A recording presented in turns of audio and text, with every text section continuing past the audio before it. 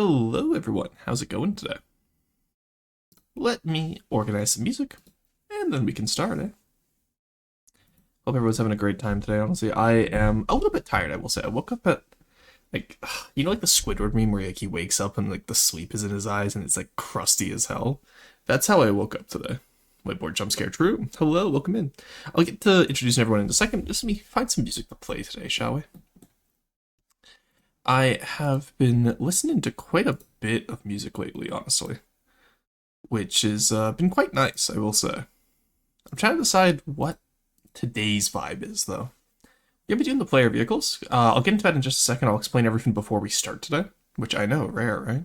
You know what? I'm kind of feeling Claire Obscure. Not gonna lie. So, some good French music today, eh, chat? Could be pretty good. Where is...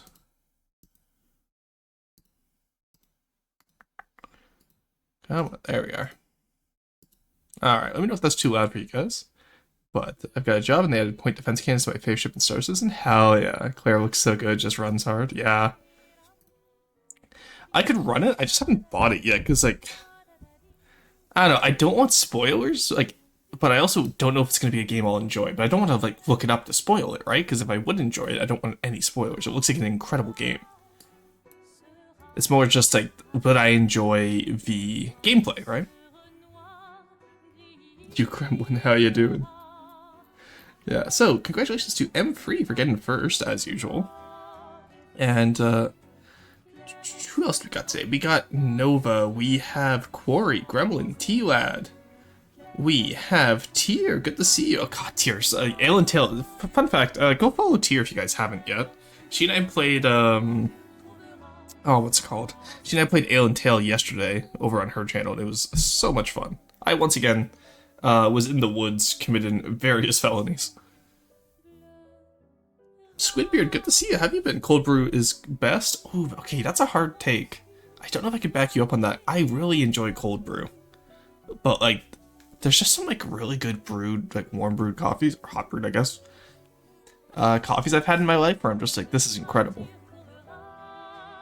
You know what I mean? Bill Glau, so true, Syrup God. Gremlin, good to see you. Sen, good to see you. And Gorilla, there we go. You sound tired? Yeah, I am tired today. Like I said, I woke up like the crusty Squidward meme. Let me see if I can find that. Squidward, wake up. Yeah, right here is how I woke up today. Yeah, I'm just gonna display capture this because it's hilarious. There we go. This... Where's my display capture? Hello? Oh, I don't have a display capture here. Okay, one second. This right here is exactly what I looked like this morning. There we go. But, yeah, no, I'm doing better, bro. Alright, let's throw you guys back over there. Make sure to stretch and dehydrate. Probably a good idea. But where's my water? I just grabbed... There we go. Henry, yeah, don't look it up. It's a very story-heavy game. Yeah, exactly, right. Tony, welcome in. Enjoy your lurk. I assume that's what the Cat Maidson means. People just kind of post Cat Maidson, and I don't know what they mean by it. Because, like, some people use it to be smug, some people use it to lurk. It's very interesting to me. Hey, Aperture, how's it going? Tons of people going in today. At least I've outsourced the mushroom collection. That's true. So that means you get a lot more mushrooms now, because I'm not eating half of them on the way back. I mean, I employed the local population. I don't know. Those owls seemed like they were from out of town, too. I don't like the acidity of most hot brewed coffee. That's fair. That's a very fair take, I find. Hot. Missed my streaming time because I was asleep after therapy. No worries. Take your time. Praise be to the Almighty. Oh, Gremlin starting today's sermon already. Thank you. Red-eyed roars, honestly. Talking about Forge? Yeah, that's my boomer version of cool as you were kids doing the what emoticon? Oh, okay, yeah, fair enough, fair enough. Sweebles, welcome in. I'm free. Hello, Kibble. Yeah, okay, so I think we caught up on chat there. Let's talk about the plan today. Look at me, chat. I'm being professional. I'm like outlining a plan before I do stuff. Isn't that crazy? Time to go sign paperwork. Wishing you a wonderful stream. No worries, Kibble. You have a wonderful day. Ah, yes. Osha, man. Hello. Welcome in. How's it going? Alright, so today's plan is I have a boat in front of me of which you cannot see right now. But I got permission over the... I want to call it the weekend because it's my weekend, but to you guys it's like the middle of your week. So I got permission, I want to say Wednesday, Tuesday maybe? I don't know. Quarry, what day did I conscript you at? Connie, welcome in. Oh, shaman, take me by the hand. I'm so fucking tired. Ah, join the club. I was up until 2 a.m. last night because I had a hell of a barony run. I'm level 20 by Minetown. And I have maxed out magic, casting, trade, and swimming. Ruston, I have a message from the field. Main menu, main menu, main menu, main menu, main menu, main menu, main menu, main menu. Thanks, Forson. Hello, Nekaboy, how's it going? Yapson, so true, Potad, how's it going? It was Tuesday night for you? That means, yeah, okay, so that means it was Tuesday afternoon for me. But I got permission to revamp all of the player vehicles. So that's what we're going to be doing this next week, because I need a break from Ashes.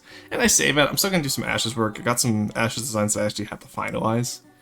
But, hey, Bully Polandia, welcome. Hi, first time being here. Wish you all a great stream. No worries, I wish you a great stream. If we're lucky, it might be a good stream. Or I might be an EP little guy and go, the entire time while staring at a boat. Thank you for the care package. I will stretch. I don't have to save my vehicle because I haven't modified it yet. And oh, ooh, that was a good stretch, thank you. Sleep on stream, trust, yes. If you guys just hear like a solid bang on the desk, just assume I went like face down on the desk and I'm just sleeping. But, yeah, so I have permission to redo all the designs, and I'm going to be redoing the difficulty scaling of all the designs, along with just standardizing some of them and making them a little bit more consistent, because there's some really, really, how do I put this gently, outdated player designs. Snoring to the mic. Thought that was how VTubing works, to be honest. Oh yeah, like I'm in my PJs, you know, like I'm in my, you know, like tank top PJs. I'm actually like, oh, you know, like the little snooze cap and like a little blanket wrapped up in my chair right now. Yeah, fallen asleep in your stream multiple times before. I'm gonna choose to take that as a compliment because I feel like I'm a calmer streamer. If I was a more hype streamer, or if I was like more like big into like, you know, personality, I would be like, wow, I'm boring. But you know, I'm gonna choose to take that as a compliment. I'm a very calm. I'm just a chill guy. Where's that chill guy meme? You know what I mean? No, review a stream with nothing on. Bro really goes honk. Oh wait, by player designs, do you mean the ones in the map spawn menu? I do, yes. So, do you guys want to see the new design, or do you guys just want to hear me yap about the whole design philosophy behind them? I'm given the illusion of choice here. I'm going to both show the design and yap about the design philosophy behind these builds. Holy shit, does actually remember that those exist? No, I remembered they existed and said, hey, does anyone care about this? Everyone says, nah, not really. And I was like, okay, cool. And then I was like, Sean, this is what I'm doing. What's your opinion? And he goes, sounds good. And I was like, okay, cool. So, why are you purple? Chat, who's gonna tell them? Who's gonna tell them, chat? So you see, it all started when I was born. You know, I was born purple. Molded by it. I hadn't seen a primary color until I was a fully grown man. I want you to sleep on stream. Maybe during the Donathon. I say Donathon as if I'm gonna do one of those anytime soon again. God, that subathon took so much out of me in February. But he got dunked in lean. Okay, I'm not gonna lie, I actually never knew what lean was. It all started when Roastin ate a very strange rock. Yeah, I ate rutile. For those you don't know, rutile is a purple rock that is considered one of the main sources of uranium before modern processing. It's also used in purple dyed ceramics, which is why you can't eat off of purple ceramics. I learned this in my ceramics class because it's not only is it a little bit, tiny little bit radioactive, it's also incredibly poisonous. That all happened with the bite of 87. Yeah, with the bite of U-287. I don't think that's a mineral, or was it plutonium 287? Which one has 287? It's fucking one of you. Every element has... God, no matter how many numbers you put in the element, there's always gonna be some name for it. You can't just go up to people and ask what color they are. I know, right? God, we have to like do a lesson plan where it's just me teaching chat like, you know, classroom etiquette. Plutonium 239, I think it stays. Ah, it was 239. I was thinking. I knew you mentioned one all the time. Searched U287. The first result was a U-boat. Oh fuck! I ate a U-boat, chat. God damn it! It went down just near the black pit. You know how it is. A lot of U-boats were lost in the Atlantic, chat. We never know why. It was me. Can you teach us about radio activities? What activities would you want to do on a radio? You could do a talk show. Those are pretty common in my area. Lots of people do talk shows on radios. You have like like those morning talk shows where it's always like a middle-aged man and like a younger woman just chatting about different stuff, and then eventually like the woman gets married, so she just is no longer on the talk show, and then they get her with a middle-aged woman who's like a really good personality but has like a very grating voice, you know what I mean? Like tells amazing stories, but you can't listen to them. I'm projecting at this point because I'm upset by my local radio. I'm upset my local radio station changed, but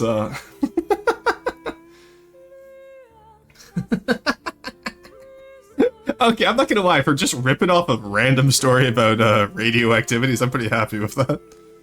But it's a middle-aged woman with a great voice. Tony, you do not have a grating voice. Also, you're not that much older than me. Like, because I'm pretty sure I know how old Tony is. I'm not gonna say it on stream. I'm not. I would never be so uncouth. But welcome to middle age, then, brother. Please, I'm just a little 25-year-old guy. Oh, I own my own house, and God, I'm not gonna lie, Tony. I got up today, and I was like, damn, I don't want to do yard work after stream.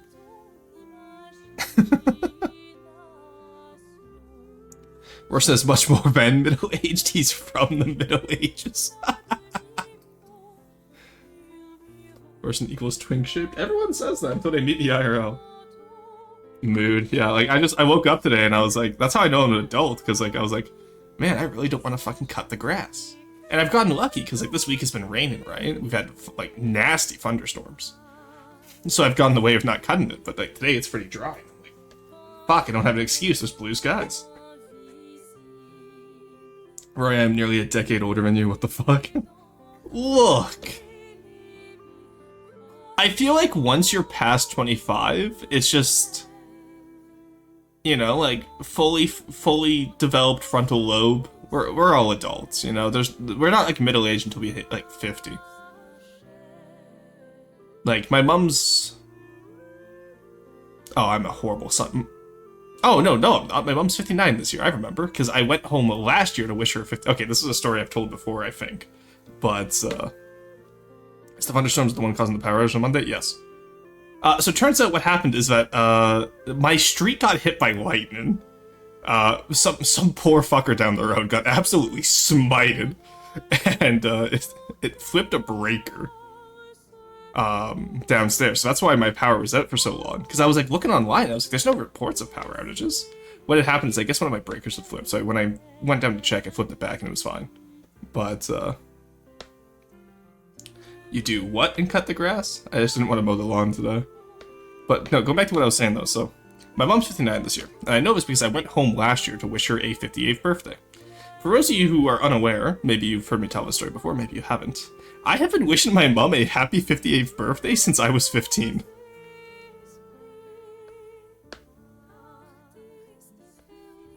As it ends at 20. No, I'm not talking. I'm not saying my brain stopped developing. I'm just saying my frontal lobe has fully developed by 20. I think it's like by 25 or 24, isn't it? It's why you get cheaper insurance as a guy once you hit 25.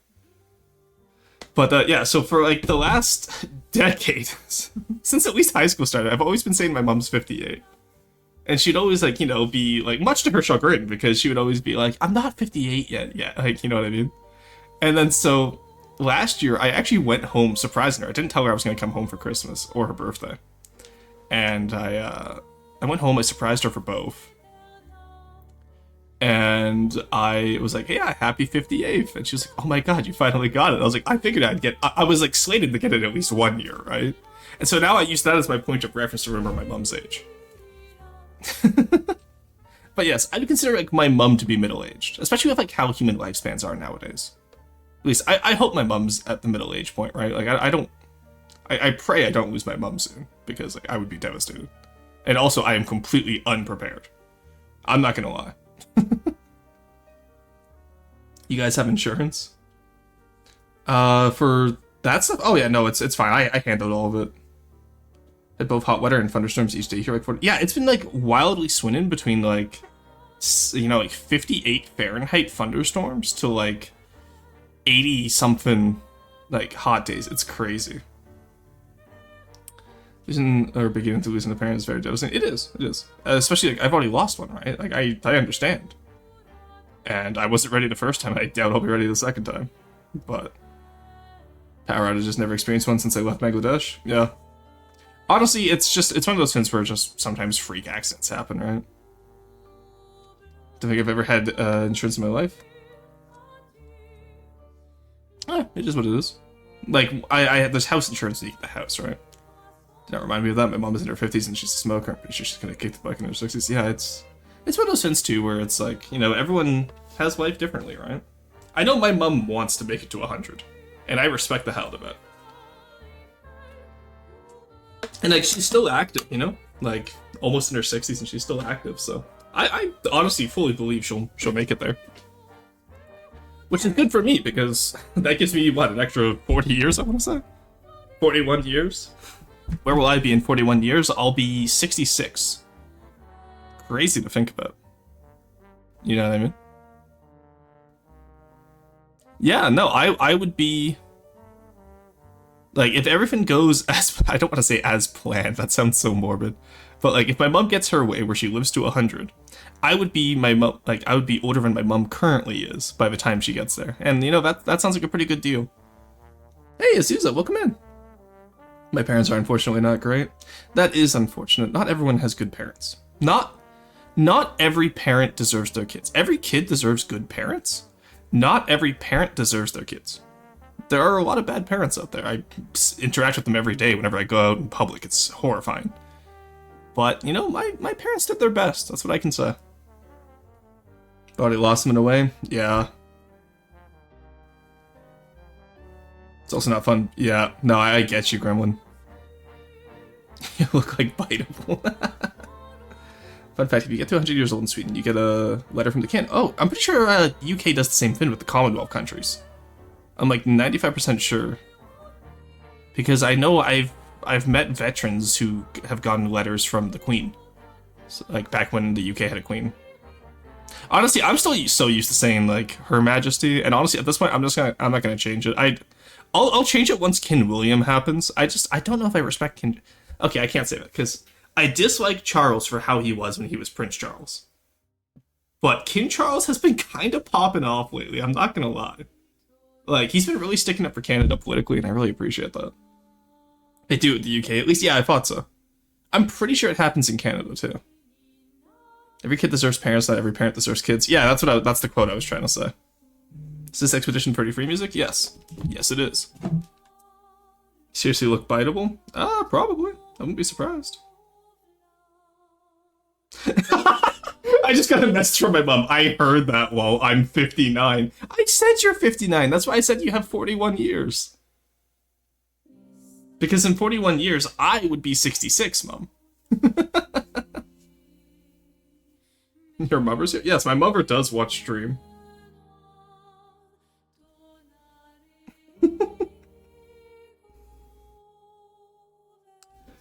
Oh, 1 second. Sorry, I gotta wipe the sleep from my eyes. But yeah, okay, going back to... That was a very long tangent. I apologize. Going back to the plan.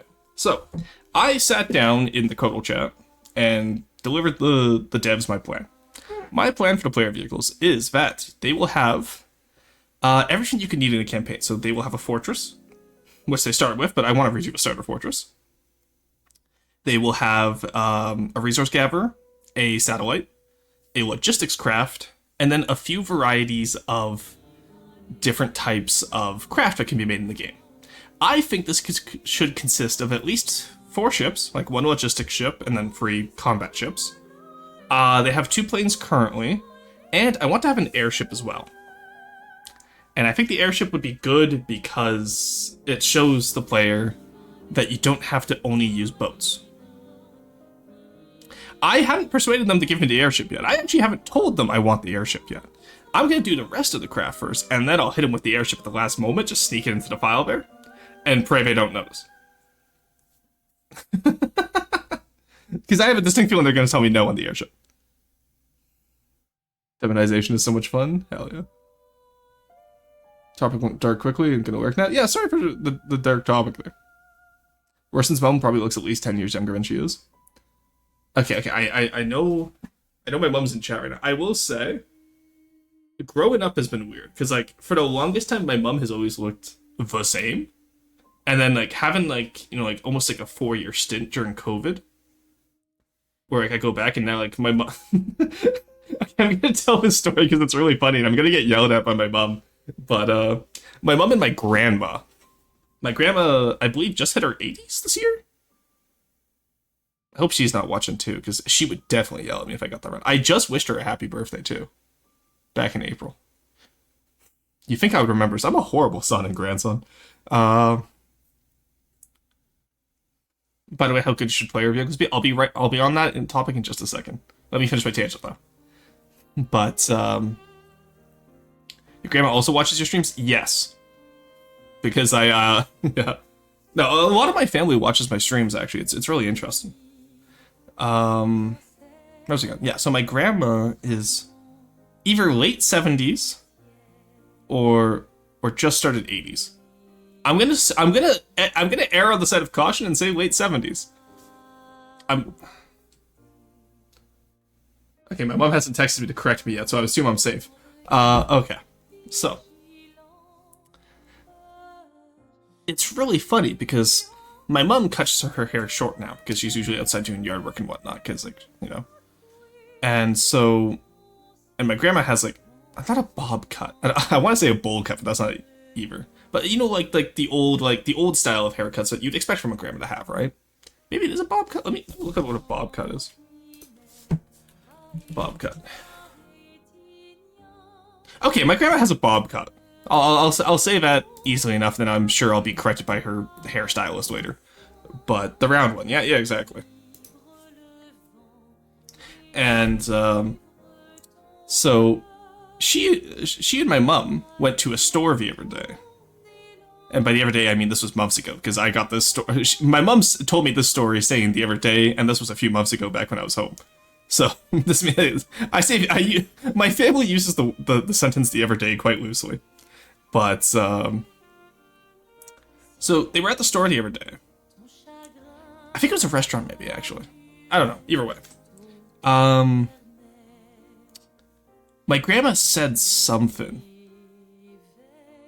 or asked for something, maybe, and the poor worker there just goes, "Oh, okay. Would your sister want, like, whatever it was as well?" Calling my mom my grandma's sister. And my grandma starts howling with laughter. And my mom, to her credit, has a very good sense of humor. But when she was telling me back, she sounded like, grandma was like, you know, like, oh my god, it was so funny the way she was describing grandma laughing. Yeah. Man, I wish my family supported my streaming, and now that I think of it, it's my fault for not investing on it. Honestly, it's one of those things where you can always build up, right? It's just, you gotta, like, obviously, I'm not gonna sit here and go like, yeah, anyone can do streaming. I've gotten so incredibly lucky with my streaming career. Like, keep in mind, I've only been streaming for a little over a year, and we're already at 1K here and hitting 500 on YouTube, right? Which I've heard is not, like, and, you know, unless you get lucky and go viral, which I haven't. I've just been consistent. You know what I mean? Like, and even then, like, I'm lucky. I'm already in, like, you know, top 1% and whatnot. So, working while at work, you have a good one, Senjimas. Enjoy your work. But after, my point is, like, if you want to get back into streaming, it's just, you gotta be there consistently, right? You gotta be consistent. Same with YouTube, you gotta be consistent. So I do those 2 shorts a week, just for consistency. Also, by the way, new short out, Albacore 1. Definitely go recommend watching it. Also, just gotta talk about that as well. Thank you for the segue, Aperture. I love this. I have a new video out, and I've noticed that not many, like, I've got a lot of new viewers on it, not many returning viewers, so I'm assuming most people don't know, but the Svenos style guide is out. So by all means, please go, run that in the background if you don't mind. I love having engagement and watch hours.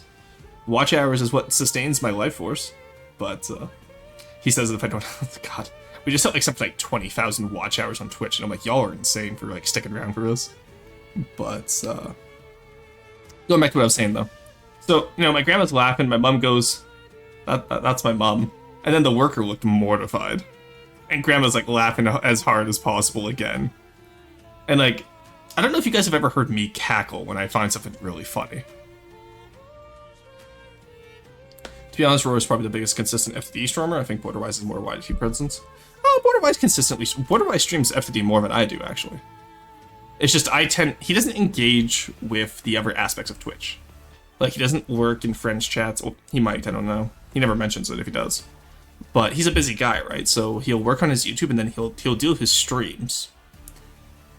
And like we've slowly gotten him into like raiding out and stuff like that. Like, like I got him to meet Arrow. Him and Arrow are good friends now. So he's networking slowly with Twitch, but that's the part of Twitch, right, that's really difficult if you're coming from the YouTube side. It's hard to network because at YouTube you don't really have that sense of community where you raid out to people, right? Like you have a video and you just kind of link back to your own videos. YouTube's a lot more individualistic, where Twitch is a community. Gonna go sleep now. I'm really excited. You have a good one. Mood sour. I'm sorry for the mood sour. It was just one of those things that came up in topics. I do apologize to anyone else who was maybe lurking and it was a darker topic there, but we're moving past it. But what else is there? Yeah, so like I think Borderwise is a great YouTuber. Gmodism too, Eric from Gmodism, they both really do really well on FTD YouTube, but FTD YouTube is very different from FTD streaming. Should we do one for such a... No, okay, I'm gonna talk about this quickly before you leave, Emperor. You should never have to apologize for not being able to handle something. Everyone has their own tolerances for different amounts of adversity in life, right? I always use the example of like, someone who, like someone who's disabled, like, maybe I should word this better. I'm gonna be careful with my wording here because I don't want to offend people, but, like, a lot of times you'll have like abled people be like, oh, like, being blind, that must be such a tough challenge, but to the blind person, that's just part of life, right? Have a good one, Aperture. And that's the same idea with adversity, right? It's like, this might be something hard particularly for you. That doesn't mean you're weak, that just means that's your particular weakness, right? I shouldn't say weakness if I'm saying you're not weak, but like, that's vulnerability, you know what I mean? And everyone has vulnerabilities, and that's okay. Make YouTube videos, but it's so spotty when I upload. XP cancels didn't cancel even, honestly. But I'm trying to describe a phenomenon here, because like so many people like adversity is so oftentimes a competition for folks, and I really vehemently disagree with that. Adversity should not be a competition, it should be a shared objective to overcome.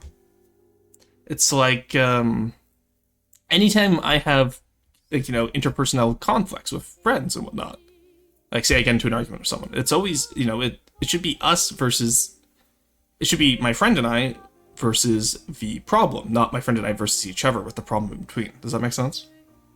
Hello, geographic person. Hello, fresh pandemic. That is terrifying. I'm alive, rah. Hello, welcome in.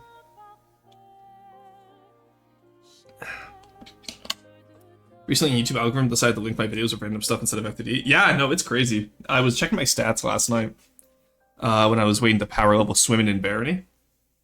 And I realized that I got linked, like, the Fitzgerald video got like 800 views this past week because I got, apparently I was being recommended after a Mr. Beast video.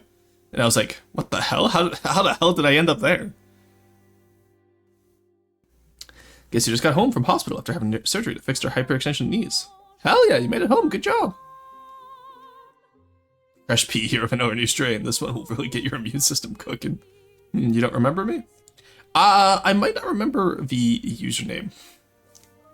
I do apologize. I know you're one of the earlier followers from I think it was around this time last year, maybe earlier in the year, but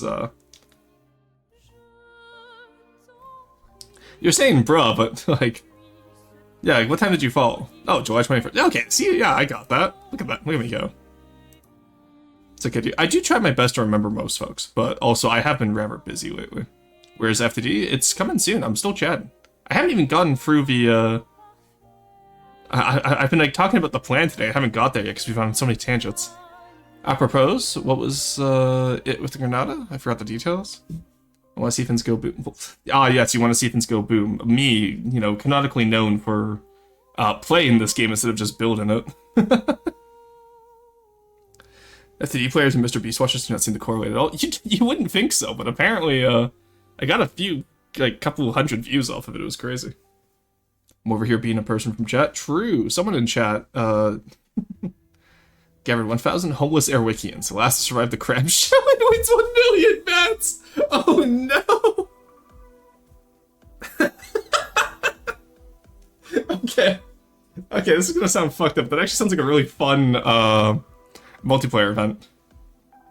Like, get like, you know, as many people as we can in a lobby, have them all as Rambot running around in like the fishing village, and then just use a crossbones to absolutely bombard the hell out of that village.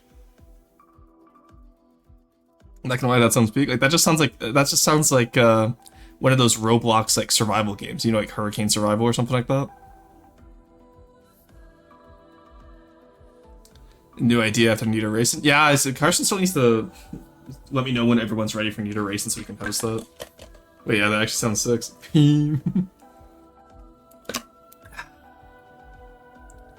Alright, so going back to what I was saying before tangents.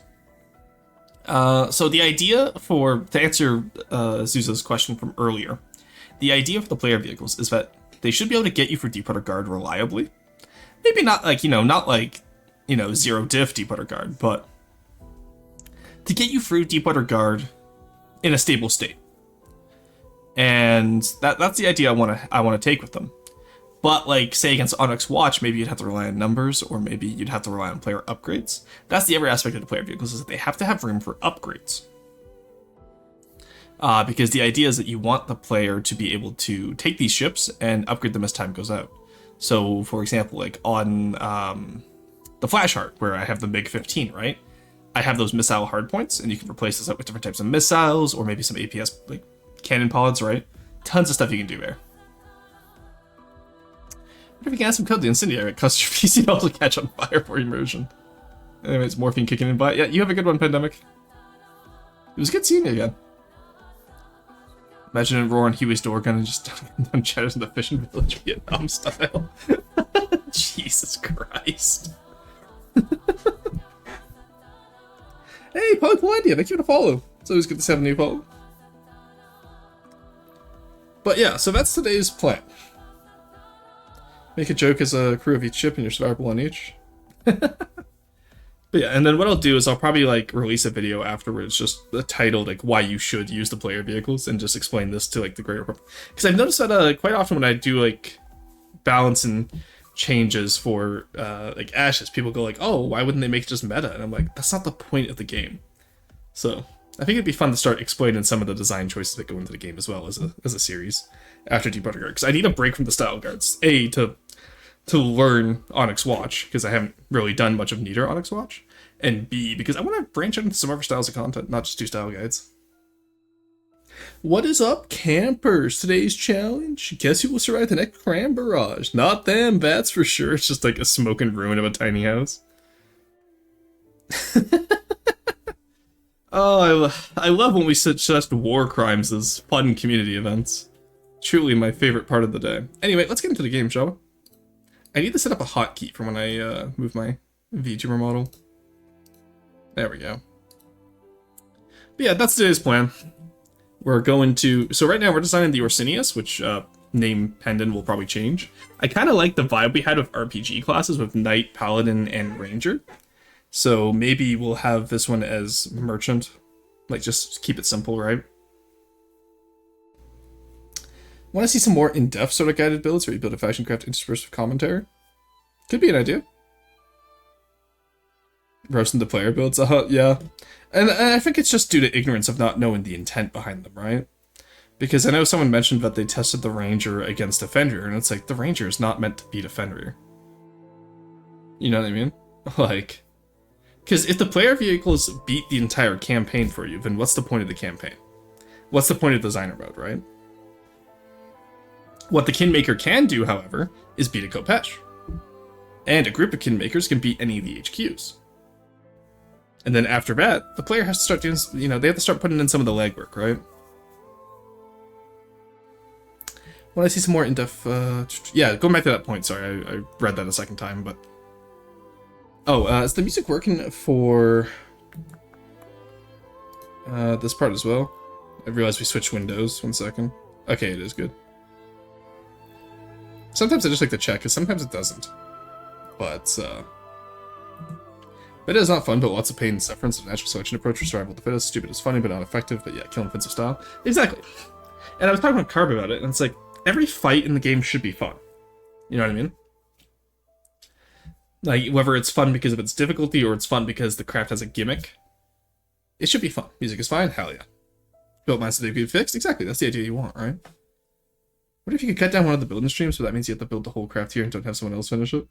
Well, it's not even about that. It's that normally I very rarely get an entire craft done on stream. Because normally I'll finish it off stream to do some of the more technical stuff, right? Because like watching me do cram Tetris for like the umpteenth time would get really boring real quickly. I've been thinking if I ever do member-only content when I get monetized on YouTube, maybe I'll do full builds of each style there. Just full build with commentary. Have that as a membership-only video. Because like I don't like longer style. I don't like long-form FTD style content. Like that's my number one. That's why I edit down my guides so much to like 10 minutes. Is because FTD, you go into the content creation sphere. Every video is like hours long, right? Yeah, you're really just doing voiceover work, Corey, doing all the work. Honestly, that's a great idea. Why didn't I think of that? Thank you, Neko. I'll be sure to tell Corey you came up with that idea. So when you mean he should not be named? No, Syrup's allowed to be named. Or you're me and build one craft in 4 months? Yeah. Yeah, don't worry, Neko. I'll tell him you suggested that idea without any extra pay. Alright, so this is the Orsinia's hull. Huge shout out to Carson for helping me get the shape in on this one, because he gave me his, one of his Lawnfall tribes from Helios, I want to say? Don't at me. There we go. He gave me a Liberty ship design that he was given, because I've been doing a lot of like Cold War or like late World War II stuff that's been remodernized, or World War I stuff that's been modernized for the player vehicles so far. So I figured, why not do a Liberty ship? Or the basics of a Liberty ship, right? So I've taken Carson's design here and just modified it a little bit, just to make it more palatable to an FTD scale and like a neater scale. Ruston, I have a message from the field. I don't know why, but I want to see/hear you roast each ship class for some reason. Each ship class of what? Like each faction, or like you just want like generalized Deepwater Guard slander? Because honestly, that could be a fun video. I've been watching a lot of the like the Ambanar faction slander videos as I'm getting back into Ambanar again. It's really fun. Alright, let's take this. This is what we're building based off of. Sending us get over here. Deepwater Guard slander. Bro, it's gonna be like Destroyer. I hardly know her, true.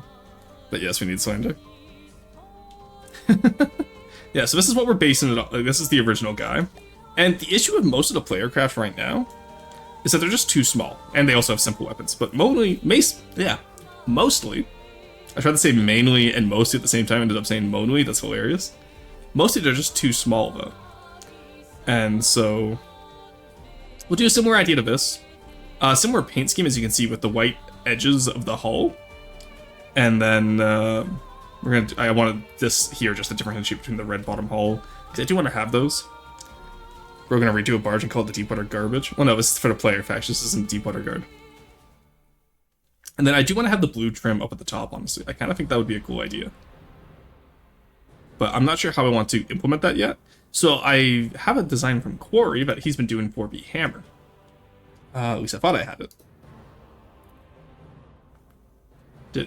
Did I not steal it from Quarry? One second, I gotta go steal it from Quarry. Oh, Quarry. Alright. I can't believe Arrow just hit me with the focus on stream idiot when I was looking for Corey's DMs. There we go. Hammer 8K rebuild. So I've so far decided to make everything a little bit bigger than the initial designs. Some people will call this power creep, but honestly, the reason why I wanted this is because the main issue is that the player vehicles were too small. 8K, that is a decent size to beat most of Deepwater Guard. It is cool controlling your nervous system with bone and endoskeleton pilot in a mech suit with skin armor. Humans are scary. Yes, humans are both biological donuts and just beat mechs. Corey getting mugged alive on Storm. So Corey, I tasked with building the Hammer, which is going to be the largest of the new player vehicles at 8K volume. And I believe Spadicy is doing the Cutlass, which will be like a small patrol boat version. But you can see even here, there is room to improve this design. Yeah, there's a lot of room to improve this design. Oh, right, humans are tubes. Yeah, I know, right? I always forgot. So obviously you could add, you know, stuff in here. You could add stuff back here. You can even add stuff into the hull itself, right? Like, there's so much room for VLS here. You can even completely change these turrets up. Oh, you did quad cramp. Damn, okay, nice. I haven't actually taken a look at this before now. Because Corey was streaming it to me when we were discussing the idea, and I kind of ignored him and played Barony. So, not gonna lie, that one's on me. So obviously, yeah, I'll need some armor in here, but you can see the idea of what we're going for here, right? It's the same reason why I'm making the cargo ship bigger too, because I want it to be a little bit more proportional. And again, this is just, he's just such a little guy. He's so small. He's too small. Look, only 118,000 materials, that's not worth it. Yeah, that's a player design? No, this is a redo of a player design. The initial player design looks like this. Hence why we're redoing it. You can see why we're redoing it, eh? Because it's simple weapons, it's too small. Like, there's no place to upgrade this design. Whereas this one will be large enough to upgrade. We tried to keep the original aesthetics as the Hammer class, because I didn't want to remove much of the player aesthetics. And we wanted to keep that kind of like, you know, modernized, retrofitted World War II, Cold War-esque look. Can you actually beat the game with the current player designs? No, most of the current player designs don't work. Yeah, you really are the CEO of Rock, even ignoring your employees. I had rocks to eat. What do you expect from me? So lots of empty space and flat deck to mount more stuff. Exactly. Modularity is also another idea we wanted to go for. Okay, what if they replace simple weapons with shrimpable weapons and they shot people with shrimp? Let me quickly go into the Discord. I have a GIF for this. I have an actual GIF for this. One second. Where's my Eat Shrimp Savage GIF? I think it's down at the bottom. Where is it? I'm like 95% sure I have. Okay, you know, I can just search it up. Eat Shrimp Savage. Mythbusters, maybe? Come on, it's a Mythbusters GIF. I have it somewhere. There we go. That's it. There you go. I've sent you the GIF.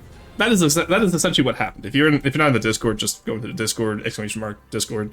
It's in general chat right there. That is exactly what would happen. Person pull up the GIF with the shrimp.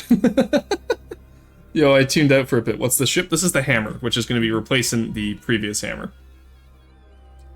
I should probably get that over here as well. So essentially, we're redoing the player design factions, Pota, as I was telling you the other day. So we have the Orsinus here, which is going to be turning into a Liberty ship based off of Carson's cargo ship from his custom campaign.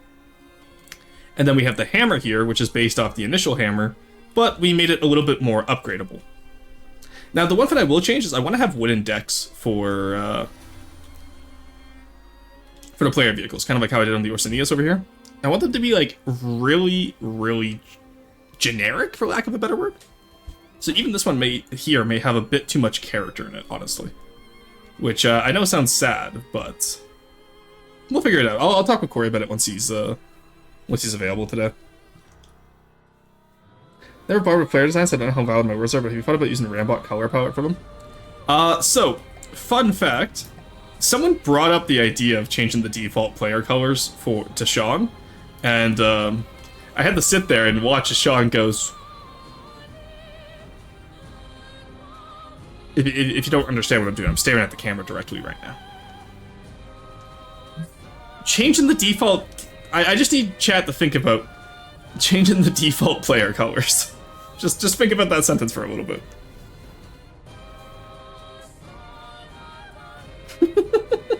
The evil secret third one planes them. So a bit more militarized, but still slightly scrappy. I think I want to stray away from there because most people are like, you know, want to have the realism stuff. My brain's been... The reason why we don't change the default player colors is because the player is meant to change them, for those of you who didn't understand the joke there. So, there would be very little point in changing the default player colors. If you want it to be a Rambot paint scheme, you can do that. It would be really cool, actually, I think. But, not what point in us doing it. What happened with the APS? Oh, he hasn't built the APS yet. Okay, I see. No, it does deck turret. No, say it ain't so. Quarry. No! I do like the quad cram though. That's a pretty cool idea. No, not the dreaded pole armor. I will probably take the pole armor off the ship. And I know some of you are going like, pole armor is actually good. Yes, it has its certain applications. We have the volume, but we can do proper armor instead of pole armor. Well, I actually had done that. Yeah, it's pretty silly. Like, honestly, it's not one of those things you think of right at the start, right? Because you're like, oh, let's change the default player colors, and then it's like, oh, well, duh. That's kind of the point. Oh, did he do... Oh, actually, okay, you know what? I'm stealing the way he did this. I like how he did,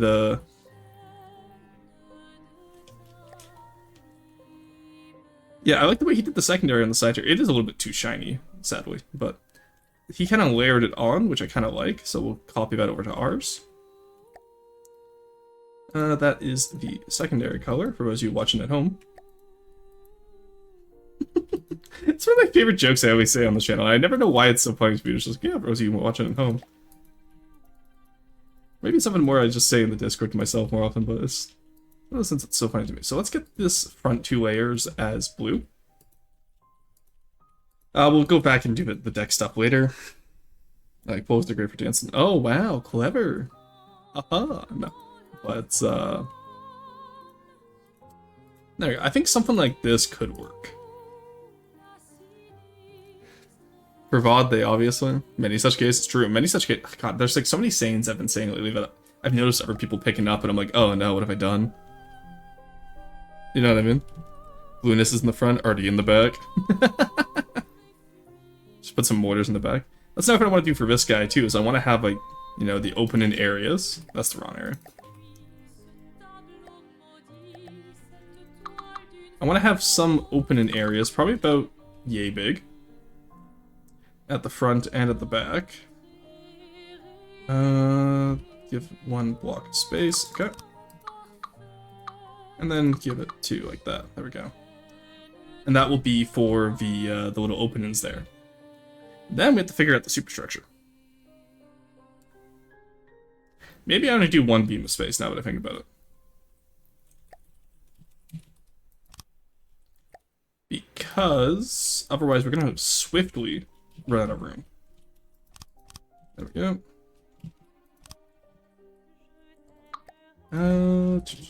Because I do need some room for the superstructure, sadly. There we go. Alright, I gotta blow my nose. I'll be right back, Jack.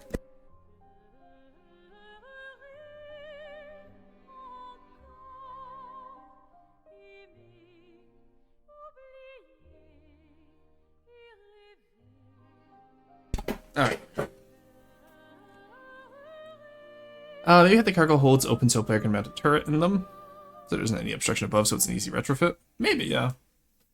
I think I'll just do it like this, and then if they want to change it to VLS, that could work. You know what I mean? That way I don't have to worry about,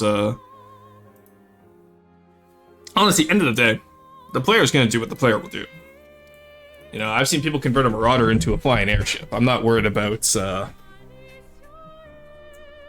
let's just say I'm not too worried about the way people design stuff. Alright.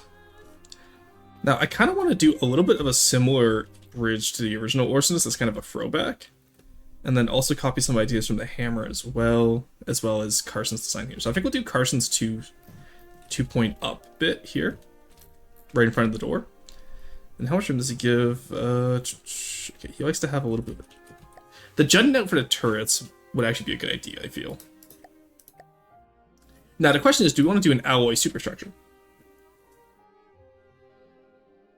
Honestly, no. I think we just do metal and wood.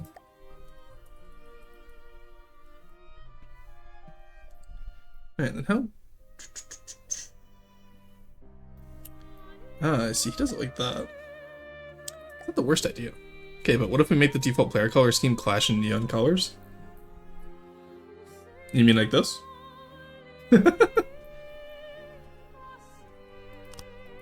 let's do something like this. There we go. I can't wait to receive the cease and desist from Carson for... Rustin, I have a message from the field. Hard hat. Wear your hard hat : tree. Actually, now that I'm looking at this, I don't think I put enough room for the superstructure. If we only do a forward turret, we should be fine. Because I think I made my design a little bit shorter. 8413. Oh no, that's... I mean, I actually made mine longer. Oh, because I redid the bow, right? And the stern.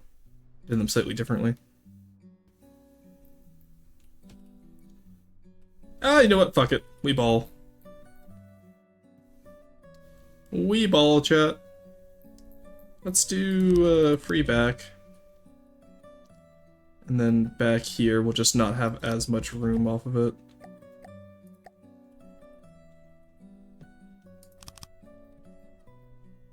Something like that, I think, yeah. Alright. Now what we can do here is we can actually do this.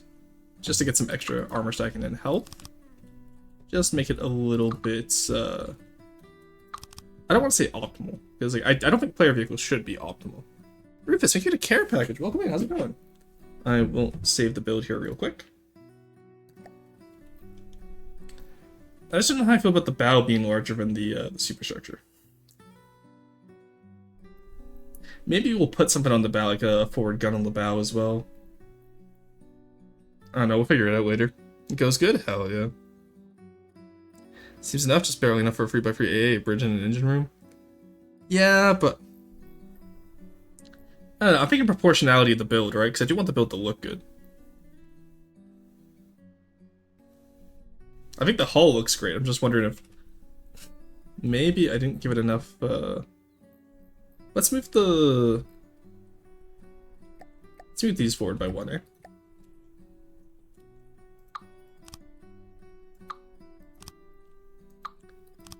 There we go.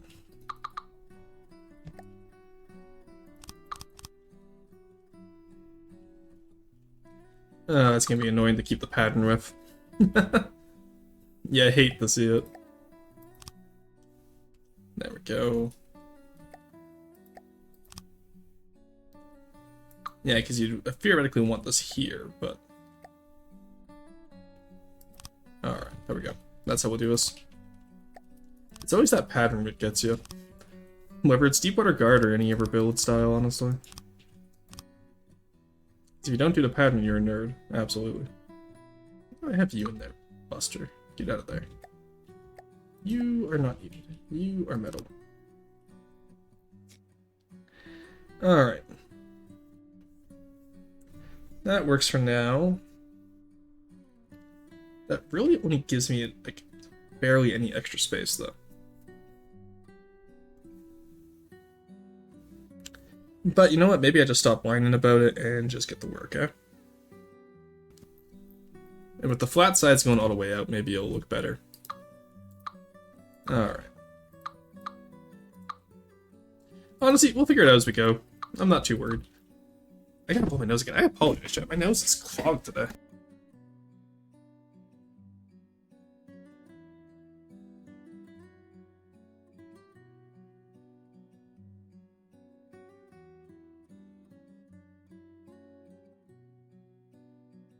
I honestly need to stop staying up so late. Like, it's whenever I stay up late before a stream, I always get super, like, clogged and nasally during the next stream, and I need to work on it. I'm gonna go grab a bit to eat. No worries. Have a good one.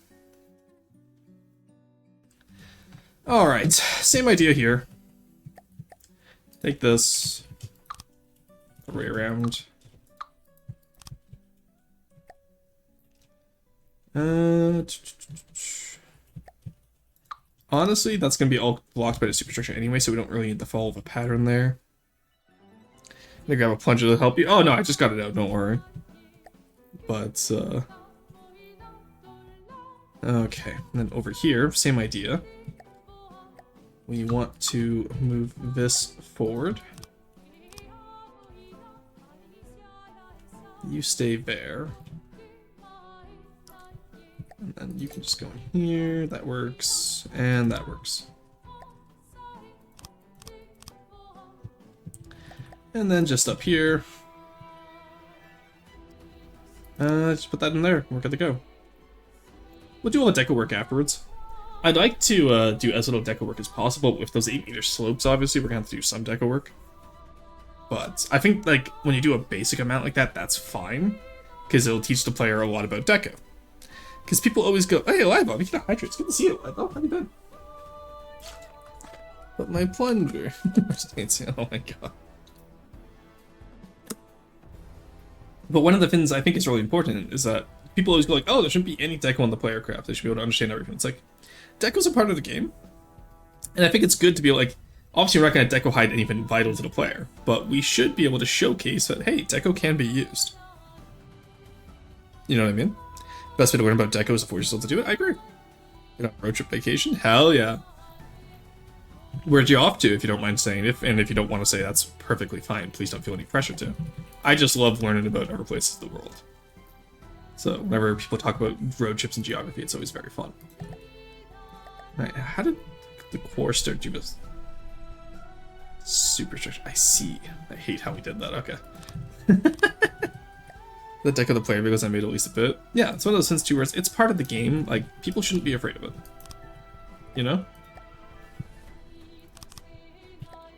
There we go.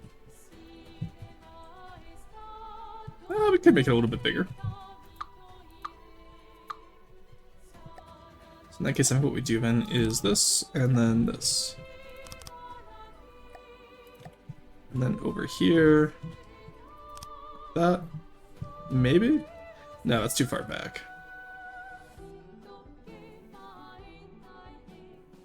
Maybe it's not.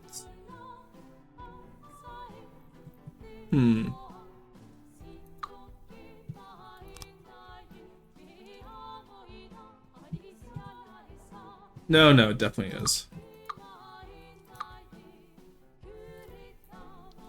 Why does that feel so different from how Carson did it? I really like the way Carson did it. Did he do free? No. No, he still has 2. And it loads in, and then it goes. Is this ship thinner than mine? No, it's both 13 wide. Strange. Why does that feel so different then? Yeah, because I have an extra bit of deck. Oh, because he put the plates on the outside. I see.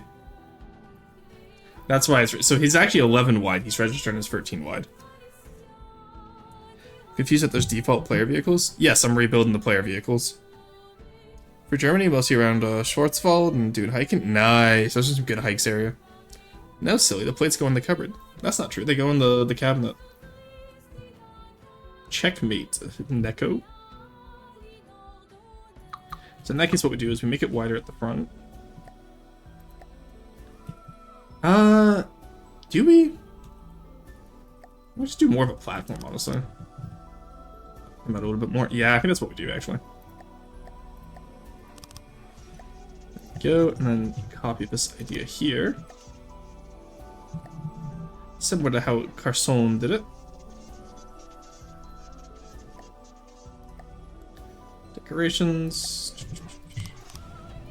There we go. We'll have to find like a deck color later, but I think we just use a natural wood color, honestly. Plates go on the floor, so they make a funny sound. True. Why didn't I think of that? Honestly. So I think we do something like this.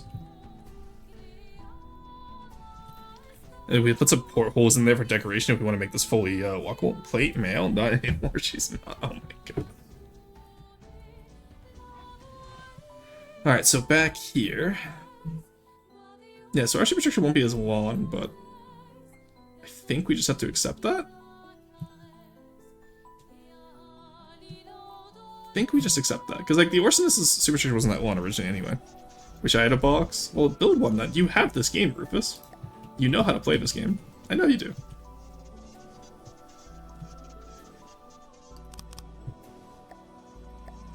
Go, we put you in here.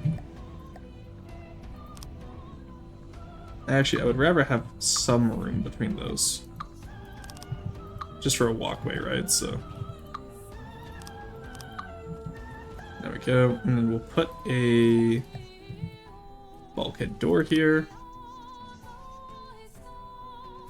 And then we won't have one at the front. I think we just have the 2 walkways on either side of the front. You finish my current project so I can get roasted. I'm curious how you would deco it.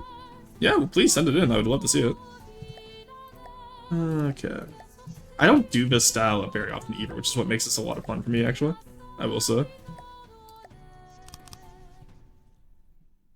I can't think of the last time I tried to build a ship, like, quote-unquote, realistically. Alright, so actually this goes all the way back up to here.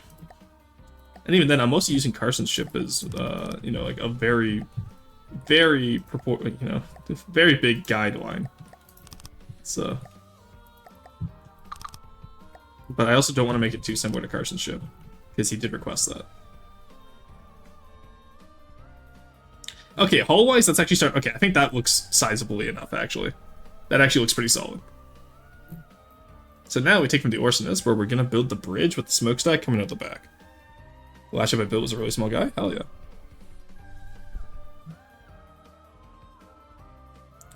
So we have our platform up here. We obviously know we want a 3x3 down here. So let's work on that. There's our front, there's our 3x3. Alright, so that is where the APS will go. Gives us a little bit of armor around it too. It's called the Stellarian, that's only 3 million. That's damn. Alright, we're in an ad break, so I'm going to take a quick little break here. I'll be right back in 3 minutes. I'm just going to use the washroom and grab some more water.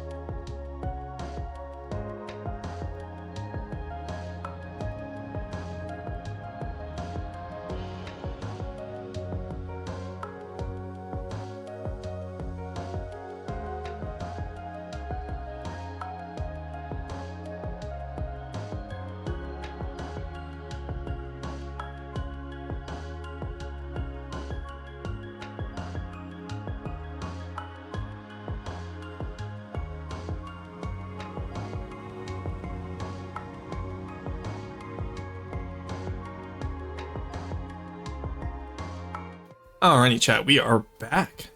Hope everyone had a good little ad break there. Got up, walked around.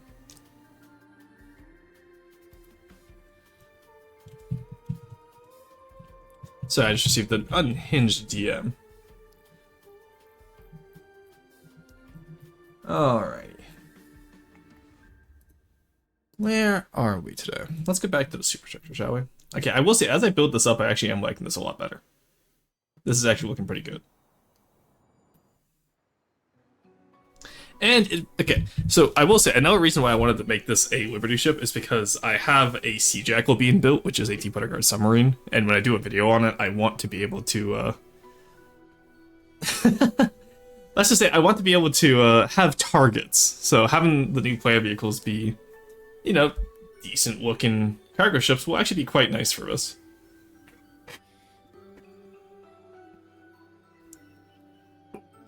Sorry, the stretch there. Alrighty. Let's work on this, shall we? So we know our AA gun is going to be at the front here, which means back here is going to be the earliest we can start our...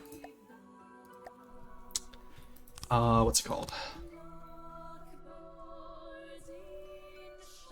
Oh, I hate that that's perfectly 8 meters. Let's actually move that forward by 1, just so we have, just so we have it not even.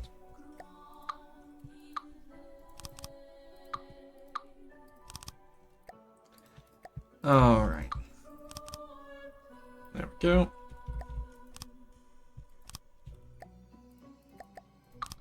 There you go. It's just easier to put it in odd width, or not odd width, but odd length too, to have the player get some extra. I don't want to say ease of access. That's not the word I'm looking for. Or maybe it is.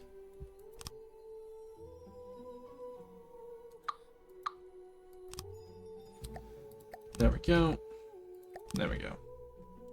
Alright. Just in case they want to modify it, I think that'd be better to have that as get an ad with Tony Hawk in it. Nearly thought it wasn't Tony Hawk. Huh. Yeah, honestly, I love the meme that nobody ever recognizes Tony Hawk. I don't know why it's so funny to me. There you go. Some extra... How did Carson do the top bit? Not the biggest fan of that. How did you do the top bits? You know, I kind of do want the little platform up to the side at the very least, so... I think we'll do that at the very least. Let's grab some 2-meter poles. And do we want that as the doorway too, I guess?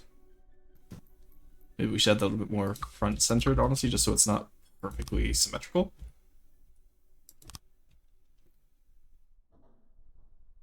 No, we'll do a small one. And then what we'll do is we'll decorate these poles to be a little bit smaller later, like maybe a 9.5, 8.5-ish.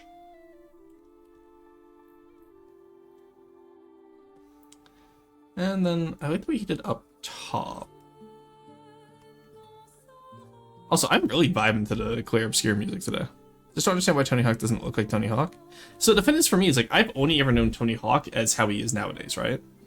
So like I recognize Tony Hawk pretty regularly. But like I guess for the people who grew up with him, he would be different. Coffee time. Today's roast is a complete Colombian geisha. Nice, that sounds good. Sorry I missed that earlier. It's attached to my skeleton to make me more derp. Jesus. Ceramic skeleton would be horrifying. Hawk Tony. Skate on that.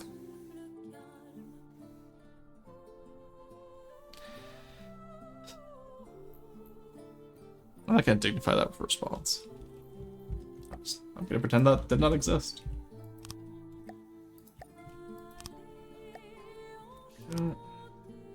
Diff. I can't. Oh, you know what? I can't have that too far forward because that would look. Yeah, shit. Okay, I see why Carson did it that way. Because I do want that stack layer effect. I will say. Put you here. Put you here. Here. Here. Miss Neko, he was so kind and caring. Now he's dead. Honestly, I can't believe he just died on the floor like that, right in front of my chat. Crazy. Alright, let's do... Bear. Bear. Bear. It's definitely not the easiest shape to get working, just because of how cramped our area is. Let's do... something like this, I think. Yeah, like our area is just so cramped. Maybe I split it down even further, honestly, make the superstructure even bigger.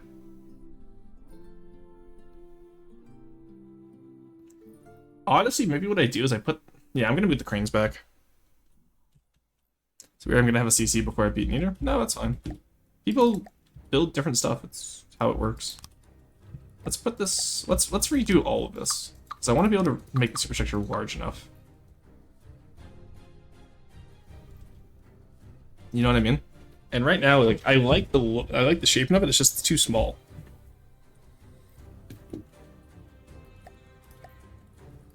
Go.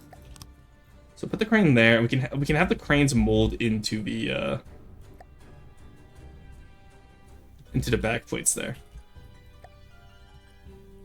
Yeah. So let's put you right there. That goes right up against it, so honestly, I think we respect that and just go right up against it.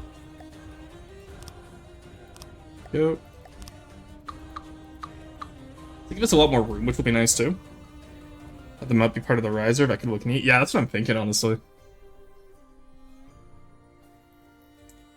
Alright. Which means now here is where we do this. And then get rid of all this, and back here, it's already good to go. Nice. Okay. Go. Now we want this to be still. Actually, I guess we don't want that to be a 3x3 hole anymore because we are going to build out to at least here. Here-ish? Question mark? That works. Which means you, my friend, come out to... Let's leave a too wide gap here. Just so we actually have some walkway around the area, too. Oh, but that means the crane's going to be really small there.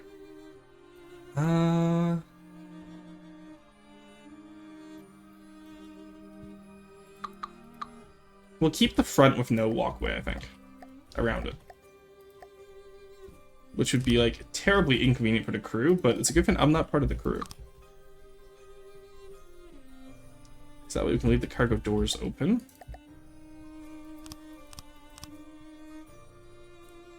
There we go. Move you back one.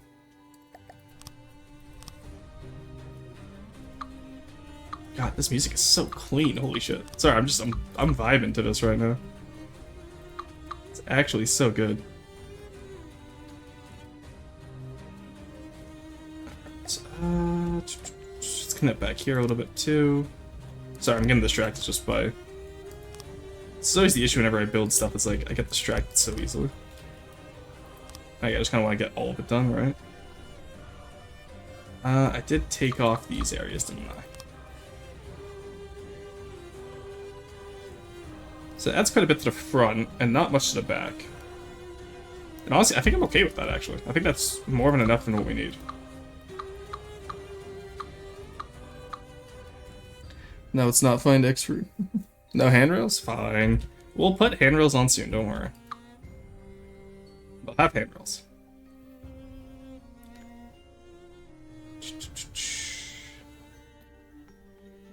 Just wondering if that's maybe too forward-centric now. Ah, whatever. And actually, I do want this to be, do want that to be closed off, because then this way, this is odd width, or odd length. And same with back here. And it gives us more of that walkway that we wanted anyway. Oh, it was a major driver for why both exists. Had multiple over 1 million map super ships at the time I reached this, dude. Should you get so much resource late game? Yeah, it's hard to balance the resources in Nether, though. That's another issue with it too, right? It's because, like, how would you go about balancing that? Because if you give not enough, then the player is struggling the entire time, which, sure, it makes it more difficult, but you could ruin a lot of RP playthroughs, right? And if you give too much, then it makes the game too easy. I'm a firm believer in self-imposed challenges in Nether campaigns, but not everyone is, sadly. There we go.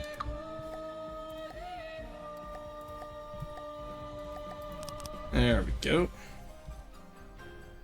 Alright, that looks a little bit better, I think.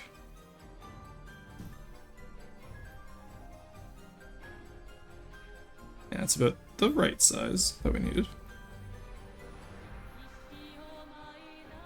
Alright, so we leave that back door. We have the front back again.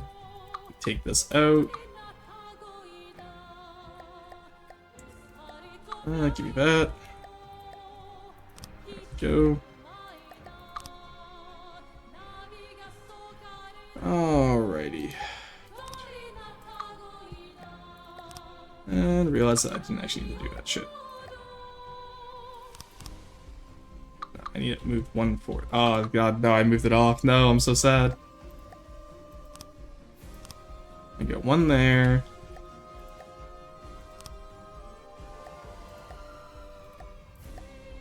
One there.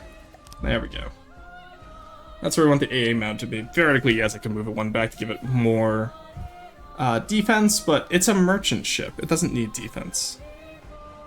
To be honest, I think the faction research zone should have less amounts over time, but a huge initial amount of mats, so that they provide less to the player while still giving the factions a decent amount. Okay.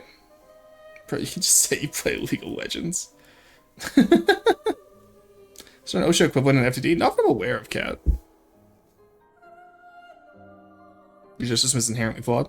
So the issue with that gravitas, though, is that you just war of attrition to factions, and then you just sweep through them when they're out of mats. And they kind of already do that with the universe, like the global mat redistribution. But I don't know. I don't think mats is inherently flawed. Like, I think it works. It's up to the it's a sandbox, right? It's up to the player to have fun. It's up to the player to find you know what I mean? Like, you can't really hold their hand the entire time. Like, if you find Neater too easy, do Neater but with restrictions, right? Like, Cram only run. Borderwise did a really good video of that. And I thought it was really fun. I don't think he ever finished it, sadly. But it seemed really fun when it lasted. I want this to look nice, so technically not optimal, but, you know, someone can complain about it in a YouTube video. I don't care. There we go. We had the front one, we had the back one. Tons of room on both sides. I'm pretty happy with that. You shouldn't hold hands before marriage. Oh no, it's travesty. The player designs are usually a puzzle set that teach a player how to build, natural progression kind of built into it. Yeah.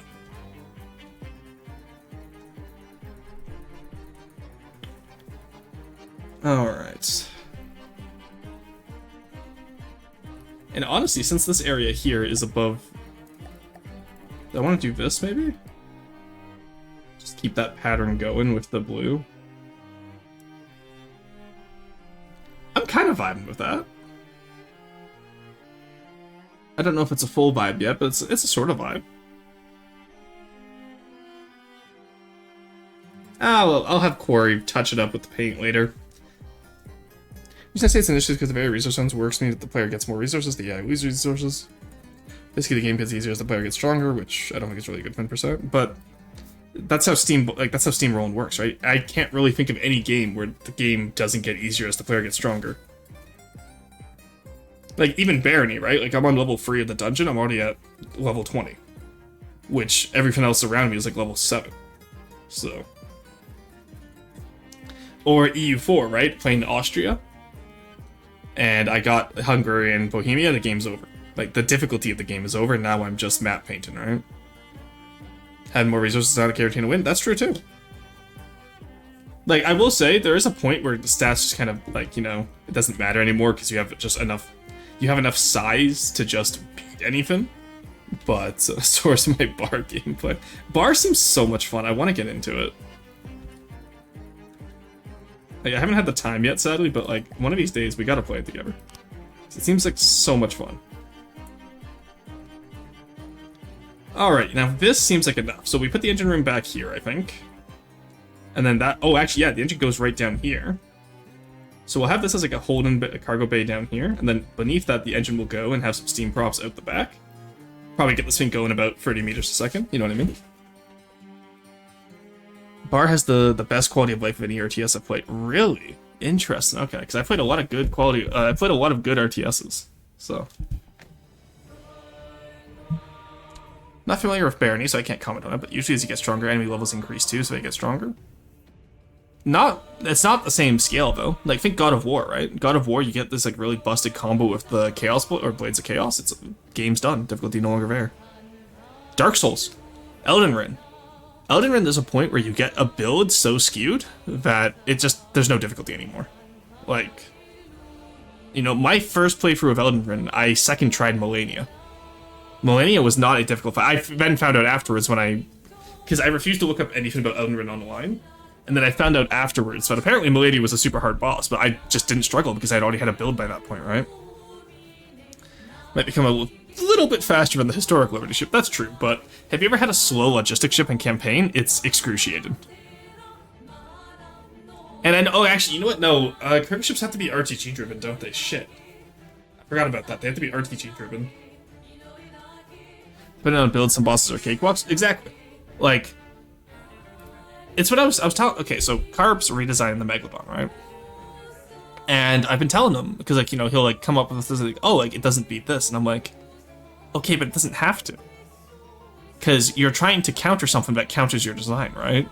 And in an arms race against the player always wins because the player has no restrictions. As a Codal and as someone who's meant to balance the game, we will always have more restrictions than the player. We will always lose that arms race.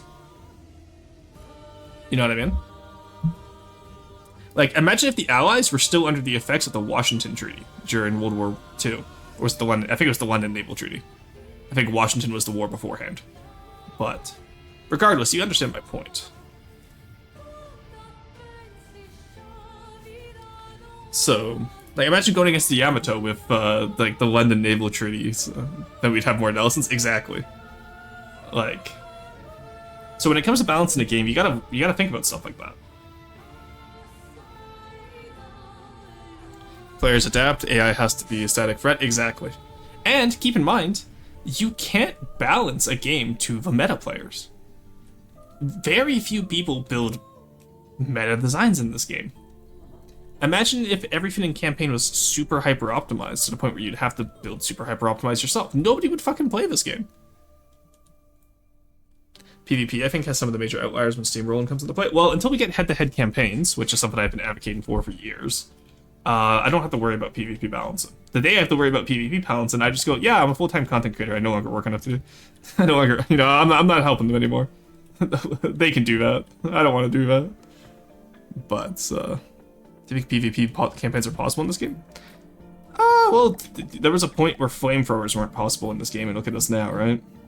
I honestly just think you start someone in Foxmere, you start someone in Aramik, and then the issue is battles, right? So, like, if you're battling SD or if you're battling like I think maybe just have some neutral forces splayed out around the area. Or just remove all the other factions and just have PvP against each other with resource zones in their canonical areas. And just balance the resource zones. Because we already have Obelisk Assault, why can we not just scale up Obelisk Assault, right?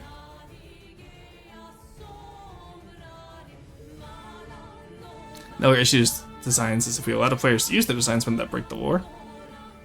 Just remove all player control in battles MIO for PvP? Yeah, that'd be a good idea.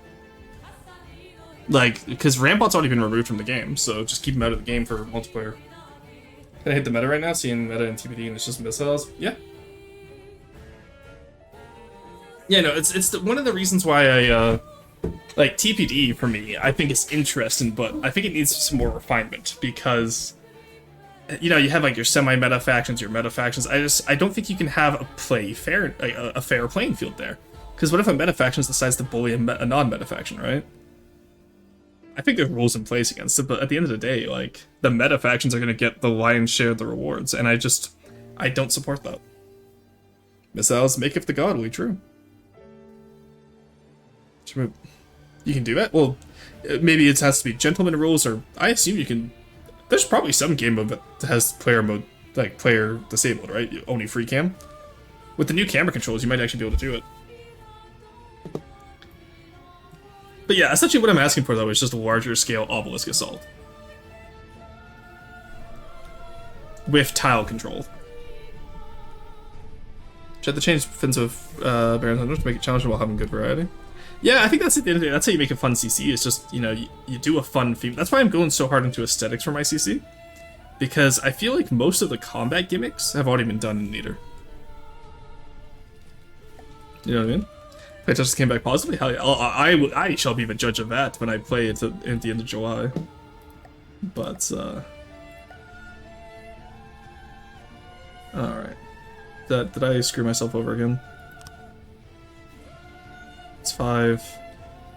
That's way more than 5. Shit, I screwed myself over again, didn't I? No, I didn't. Huge, okay. I was gonna say, it has to be odd. I have a 5 beam right there. Did I roast some of the designs for sure? Probably. But that's just who I am as a person. Alright, there we go. Put this back. I'm sad now because I realized that having to use RTGs because it's a cargo ship means I can't do a steam engine. I prepared like this whole stern and everything for armored propellers. And I'm gonna have to do it like all deco-wise now. I'm so sad. If you're having fun with it, I'm having fun? Hell yeah. Did my work today? Thanks to the stream bros. Gotta sleep. No worries, you have a good one too, lad.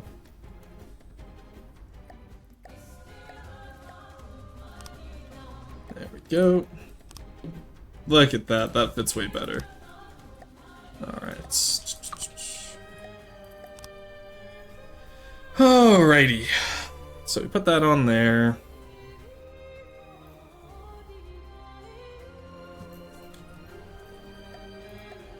And we probably want to move this one further back as well so we can get, like, that in, right?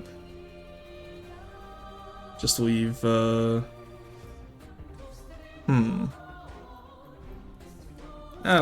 leave one pin at the back as well.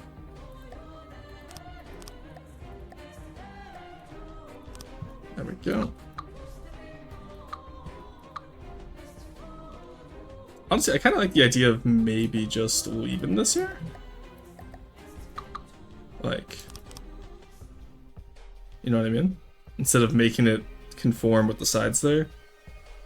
Nah, that feels a little bit too thin. I want it to conform with the sides. There we go.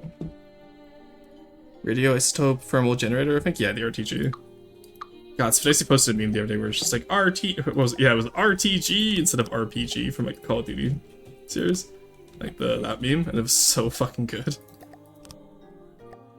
I don't know why, it just made me laugh so hard.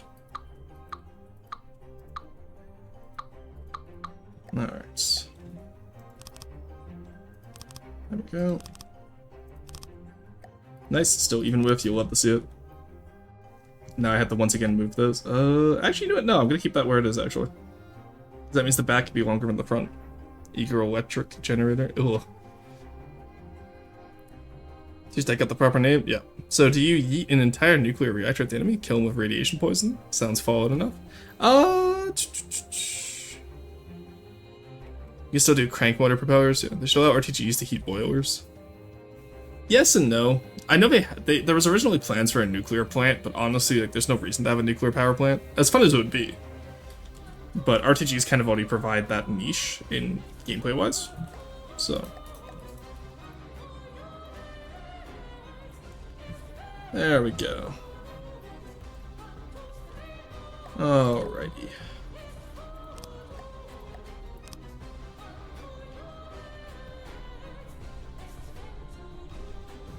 Alright, we're actually starting to build this little guy up, huh? And now on top, instead of doing the little blocks that Carson did, we're actually going to do the Orsinus's old style. So we want 4 tall. That right here. Alright. This actually might be too tall, maybe. I'm not gonna worry about it. That's for someone else to worry about. There we go.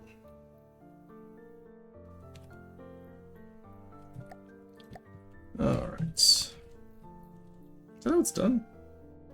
Yeah, that's pretty much how it's done, eh? Wow. I always love sometimes just how simple the older designs are. Makes it so much easier. You know? 4 tall is a bit much, but it had rather short supers. It doesn't have to be an exact replica. Because Carson did 3 tall, but I kind of like the 4 tall, because that way it's a reference to the old Orsinus. I'll see how it looks when I get it done, but Kind of vibing with the 4. And plus, we could always do the exact same style, but at free tall and just remove some of the front, right? This is on the left. No. Is that gonna look too crinkled? Probably. So what we do then is, maybe it's one to free transition?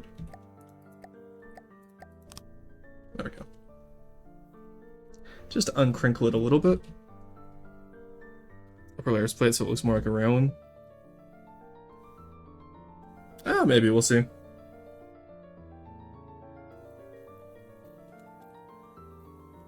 Now, how are we feeling about the height here?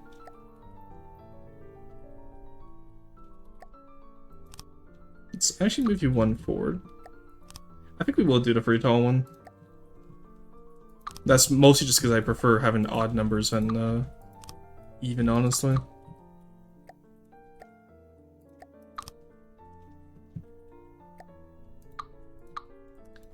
There we go.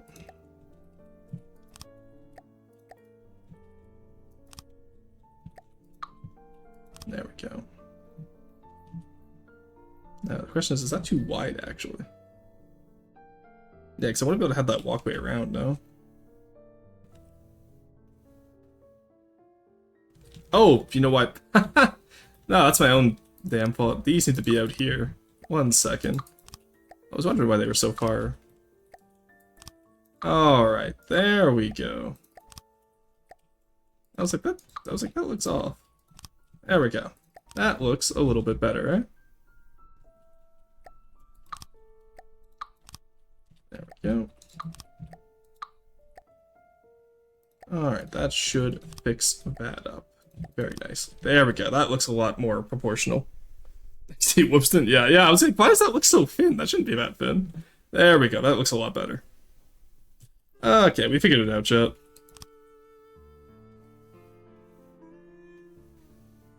I think we need to do 4 tall. And now that it's wider, it'll actually look a lot better as 4 tall, I think. Because we need to be able to have those windows at the sides as well, right?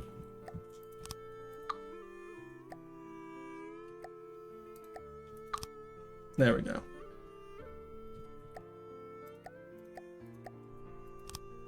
Yeah, I think that works. And then maybe do a top like railings, like you said, could be an idea, Gravitas. Just to break up that big, heavy texture up here. There we go.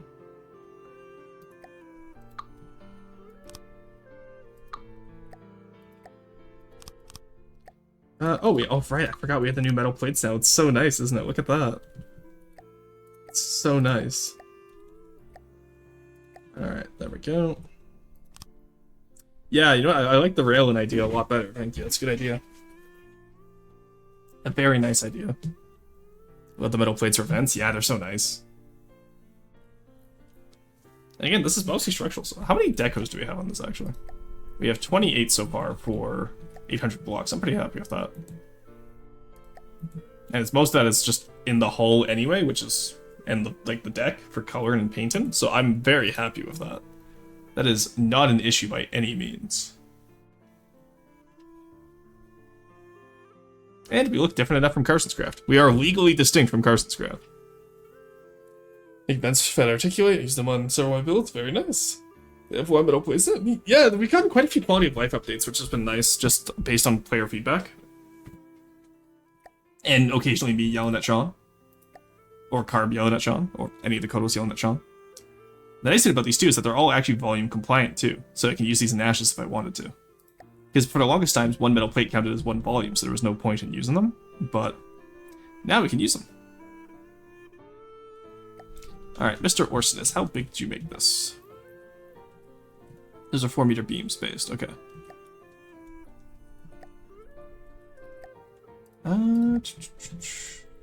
Here. There we go. Yeah, that looks good. I'm very happy with that, actually. How the superstructure's turning out. I don't do a lot of superstructures like these very often, so to have this one turn out so well, it's quite nice. The hardest part is going to be, I think, sloping the ship at the front and the back with the crane mounts built into them. but I'm excited to see how we do it.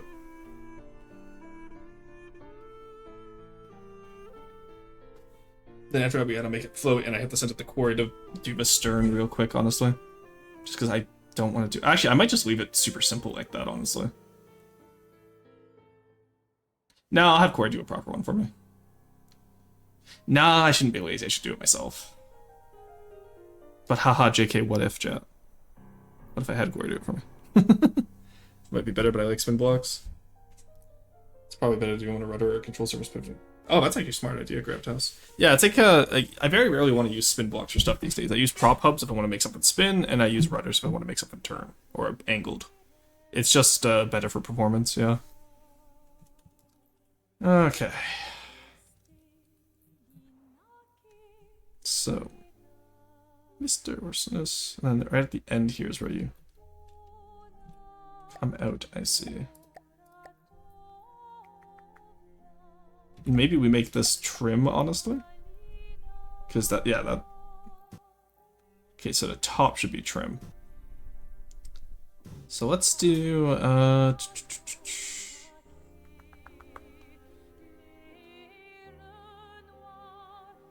do too tall. We'll have the trim band, like the detail band. But I think we'll flop them around. So we can copy how, Corey did the hammer there.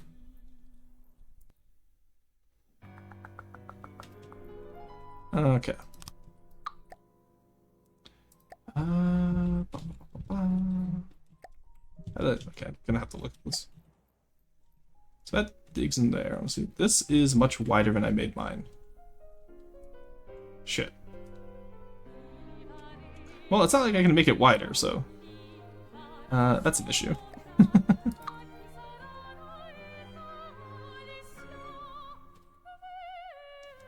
Alright, in that case, we improvise. I want the smokestack to be pretty taller than the rear here.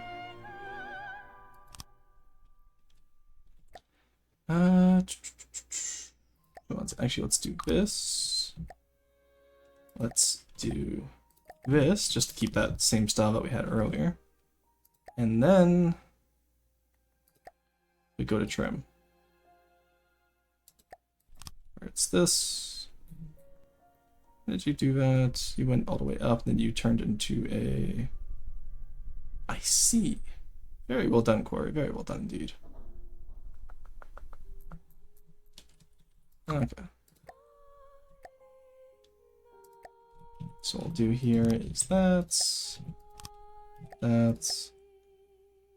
I believe that is a 1 to 3 meter there. No, it is actually a 2 to 4 meter. That's what that is. The other way around. I know what block that is. I'm blanking on it right now, though. Let's do 2 to 3 meter. There we go. That's what I wanted. It's like, I know what block that is. Why can I not figure it out right now?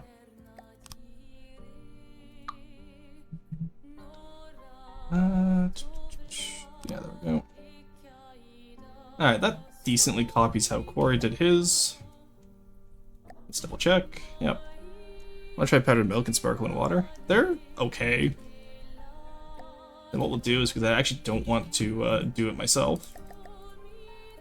Yoink. And again, shared features between craft like this is really good to have on craft, because it gives the faction a sense of consistency. Despite the fact that it is a player faction, and theoretically that doesn't matter. There we go.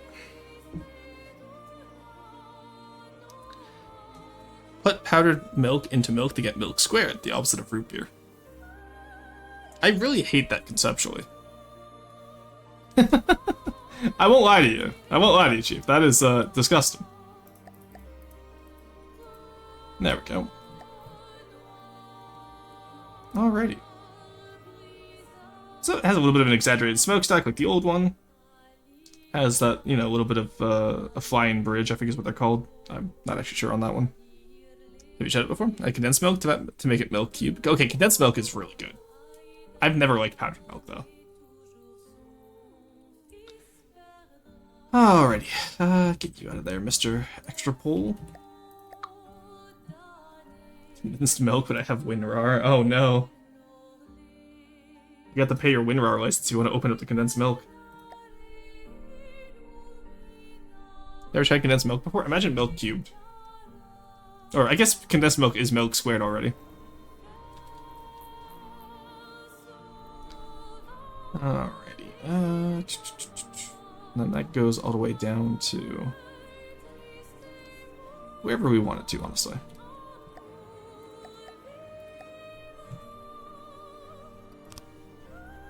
Which should be right about here-ish. And then up here, you do this. Yeet. Very nice. Very nice. And then that's just kind of how it works, isn't it?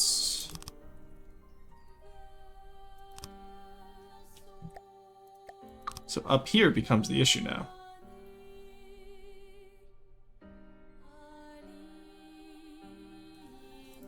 Because this has to become the staircase now going up.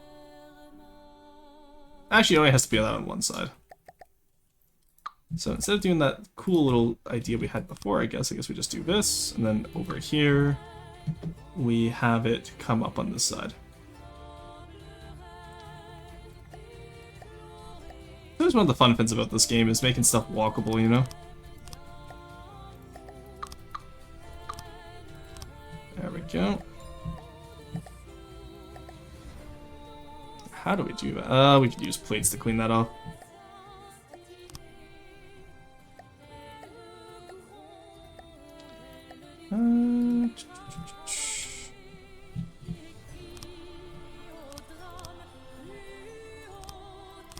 There we go. There we go. Add some extra detail on that side, and cover up that wood texture. Yeah, do, but it only has one side walkable to mess with you. Yeah, do it. Asymmetric builds are based.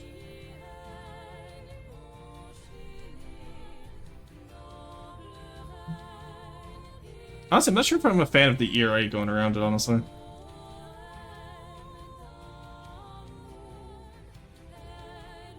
I think it maybe adds a bit too much extra height, eh? Let's cut him off at the tip here.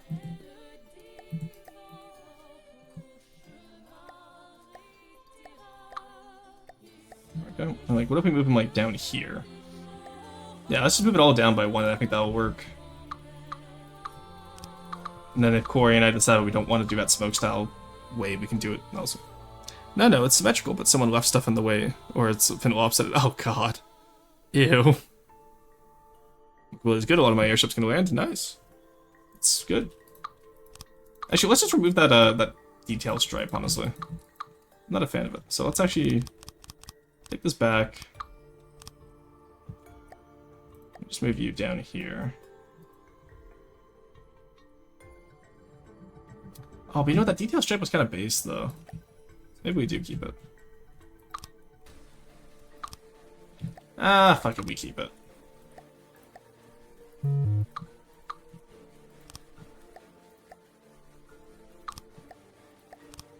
Ah, I forgot mirror mode shit. Yep. Keep that. There we go. Now let's figure out. Corey bent his inwards. Just the worst idea, honestly. I won't lie. There we go. So he did something like this.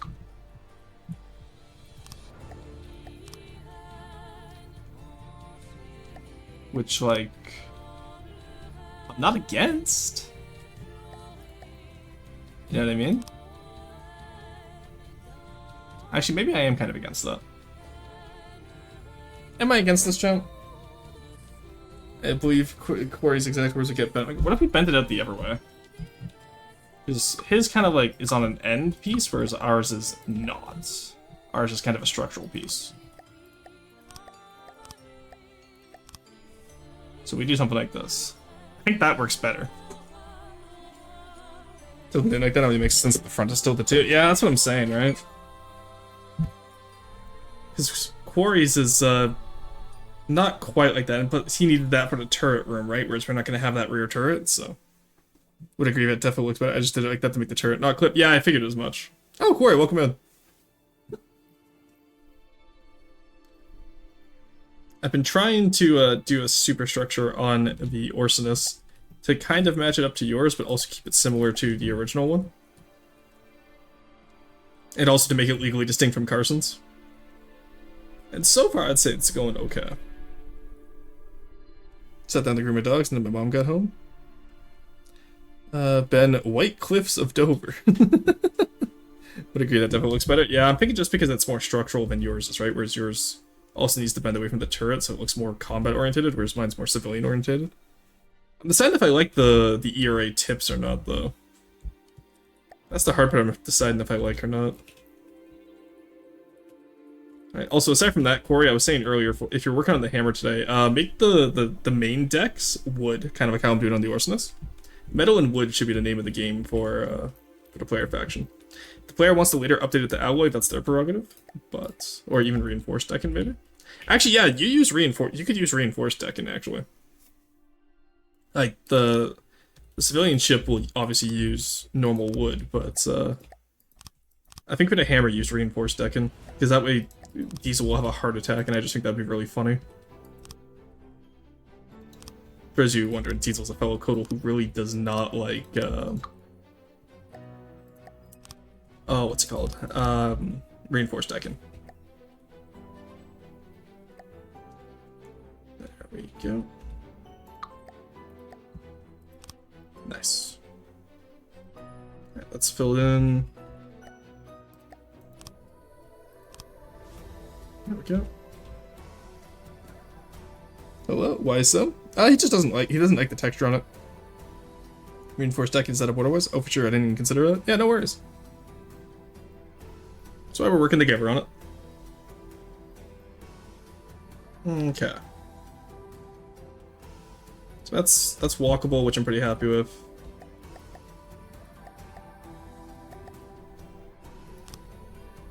There we go. Which means if that side's going to be walkable, then we'll put the door to it on this side, I think.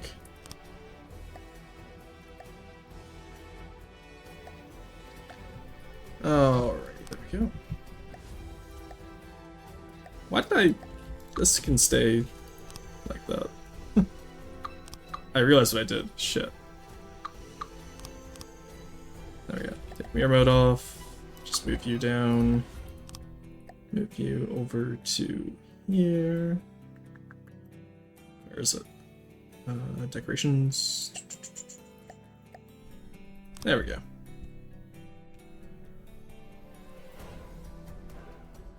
Alright. That is not bad.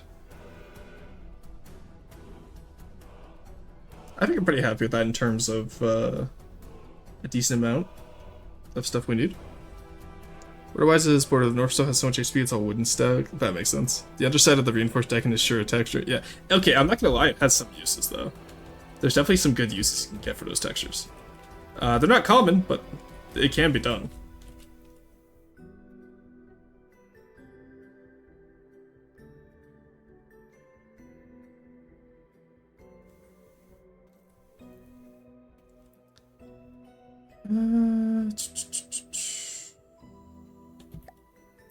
Okay, let's get this in now.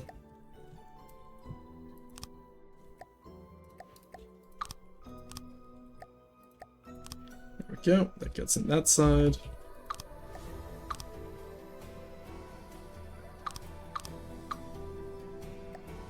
Thank you.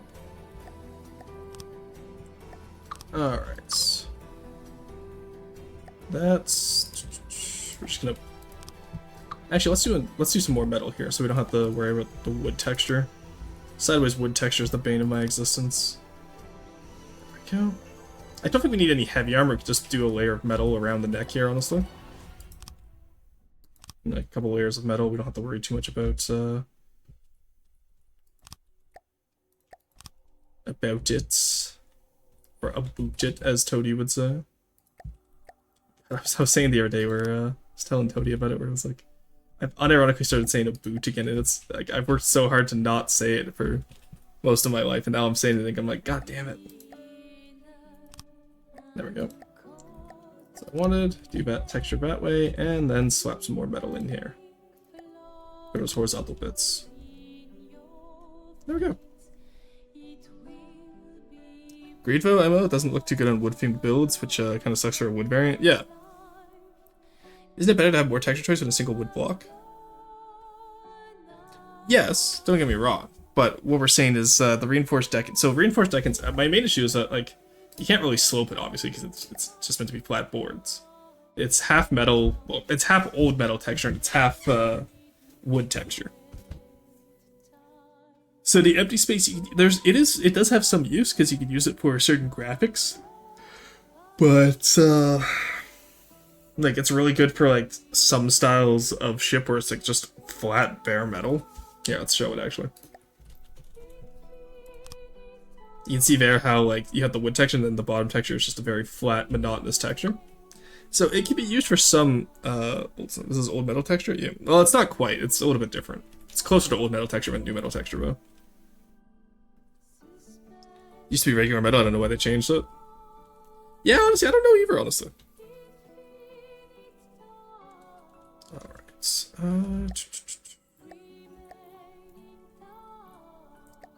now for down here... And back here I want a too wide gap, I think. There we go.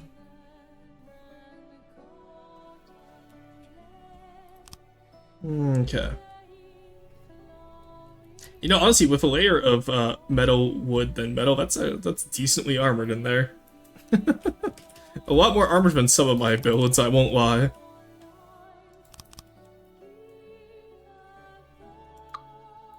Alright, you come here, there we go. Alrighty. Look at that, chat. We've made a decent looking little guy. Yeah, I think we raised that the turret platform will be raised up once so you can fire over the bow. That texture looks a little bit too much like it was well done in a basement Slovakia. It's a bit too patchy. Honestly, I disagree. It's a lot of riveted, but with some certain paints, you can definitely make it so it doesn't look as patchy. Plus, if you want to make it look super high tech, we have alloy, right? I see that looks a lot more structured. And then if you want to be even more high tech but armored, you have heavy armor, which again looks a lot more structured. Metal is I feel like metal kind of really helps with Deep Water Guard. Alloy from Horizon Zero Dawn. I've never actually played that game. I bought it. I haven't played it yet. Oh, alrighty.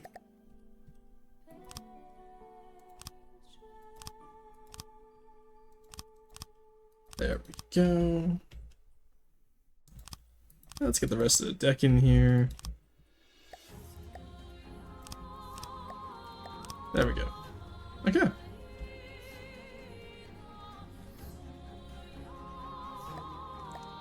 Now that we can plate up after, I think. I think we're fine. So what we do back here now is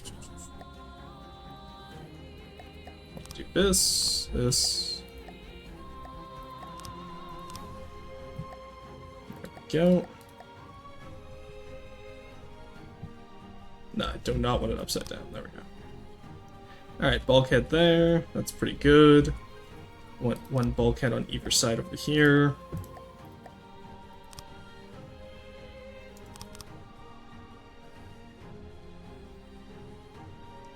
There we go. Then up front here. It should be the same idea, I think, actually. With doing this. And then we can put the bulkhead on the opposite side. We'll put in portholes and all that later to really spruce it up, but I'm just trying to get the basic shapes in right now.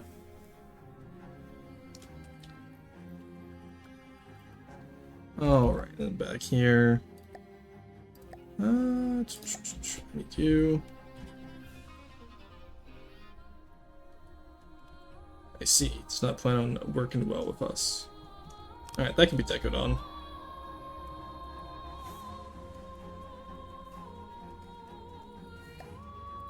Do I need this one, don't I? Yeah, it's not gonna work anyway, so. Let's actually get rid of you and put you all on the same level at least. There we go.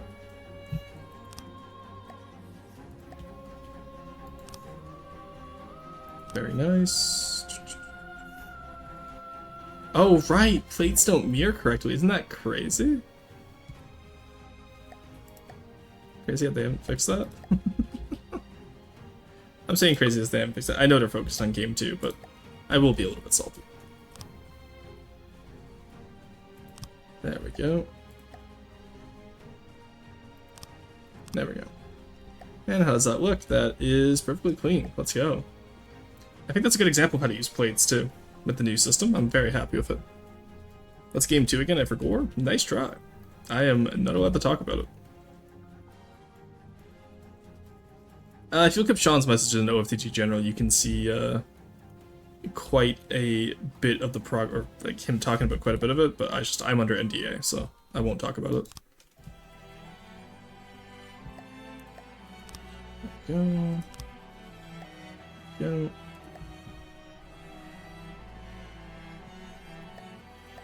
Let's take you, which means I take this off actually. Yeah, put you there. You're gonna be difficult. God, why does the music go so hard? There's no reason. Like, whoever wrote the soundtrack is clinically insane, and I love them for it. Okay. Alrighty. I will say, you know, there's something like really satisfying about building superstructures layered like this. I actually really like this. You know? Blocks and decos mirroring right on the first try. Inconceivable. I know, right? Okay, Roasting Expedition 33 soundtrack and Nier Automata. Nier Automata, because I've actually played Nier Automata. If you look at my list of perfect games, Nier Automata's on there. I 100%ed Nier Automata back in uni, and it was so much fun, honestly. And the Aston, true. Oh, that explains it? Yeah. Alrighty.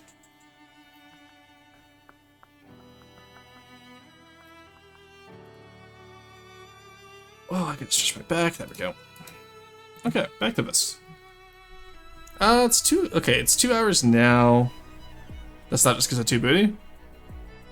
No, honestly, absolutely. Like, don't get me wrong. Like, it's nice having like 2B there, but I honestly enjoyed A2 a lot more later in the story. Like, I enjoyed endings C and D a lot more than A and B. And that's mostly just because you got the what are you doing achievement. Yeah, okay, the funny thing is, look at the timing on that achievement. I got that way after I did most of the other parts of the game.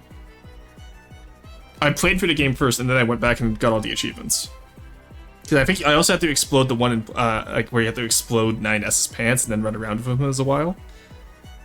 But, alright. Quarry, what are we thinking about this in comparison to the hammer right now? I think size-wise, I'm quite happy with this. How do we feel about it, like... Actually, size-wise, they're pretty spot on, almost, honestly.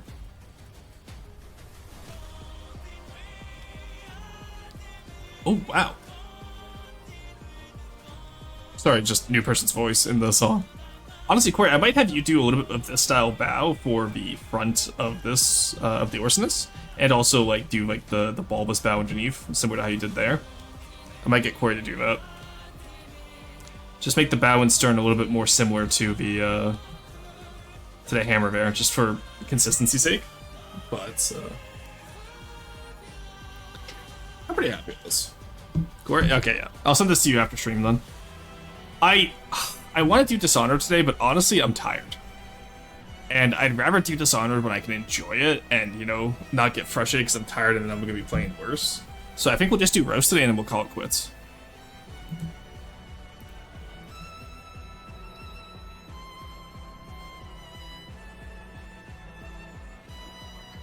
You want to Beyond All Reasons, don't you? No, actually, I want to go edit the Riker video, because I finally figured out an introduction for it. Oh, excuse me, my apologies. Zuzu, you already have something in roast, don't you? There's only one roast per stream, and I always pick the first one. And it's always funny, because like, there was a few people who posted multiple blueprints, and they're like, oh, pick the bottom one. I was like, I know I'm gonna forget, I'm just gonna pick the first one when I go through it. If you wanted me to, yeah, do not have something to roast, you don't? Oh, okay, I thought you did. Because I haven't done roast since Saturday, I want to say? Because I missed Mondays, so. Alrighty. Honestly, structurally, I'm pretty happy with this. And then I know Carson wants to make the gun for it, so I'll let him do that. We have plenty of room for internals. Alright, this is coming your way, Corey. And then we'll also think of new names. I kind of like the... We're going to keep the RPG name in class, I think. Nomenclature? Not sure what the word would be. Where is the Corster? There he is. Alright. I will say, being a Codal has become a lot easier since having, like, since streaming, because I have, like, a team of folks now who, like, I can be like, hey, I hit my point on this, what do you guys think? And then it actually gets finished a lot faster. It's so much nicer. There you go, Core. Let me know what you think of that. But honestly, get rid of these two.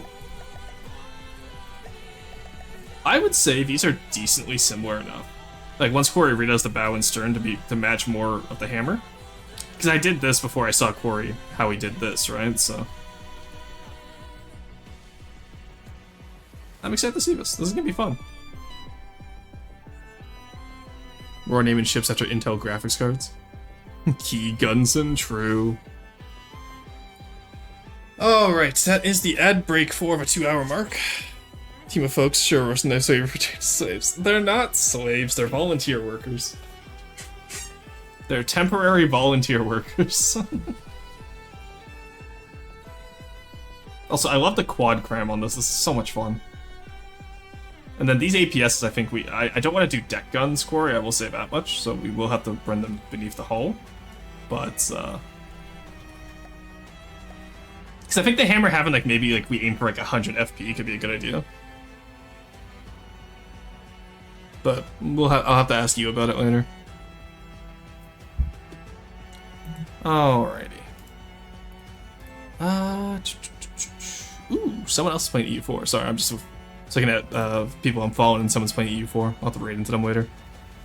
If I can.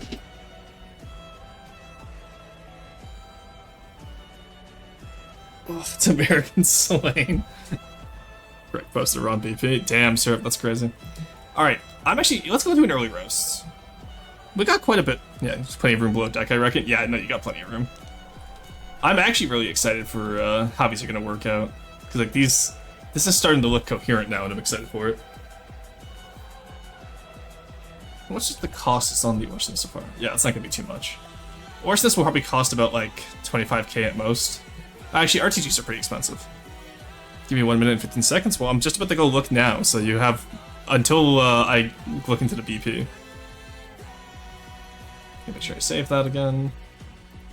There we go. Alright, restart. Destroy all vehicles. Let's go look at what people submitted today, shall we? Actually, you know what? We can chat for a little bit.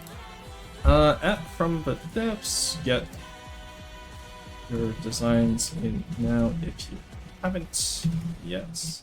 There we go. You guys have like this is a 3-minute warning, because then I can yap for a bit.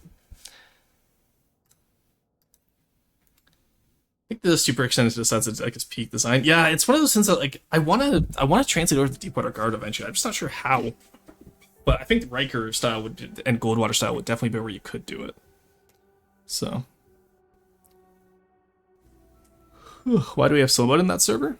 Because that way people don't spam in it. That's the main thing. And yet cringe finds a way.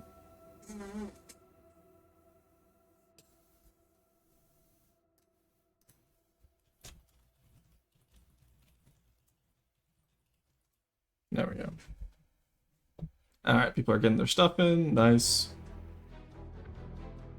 Okay, and you know what? We're just gonna start deleting people. Oh, that's what I should do, maybe. I should, people who talk in that channel, I should just remove from that channel for a week. So that means they miss 2 roasts. Maybe that will actually get people to stop talking in the fucking channel and let me have the way blueprints.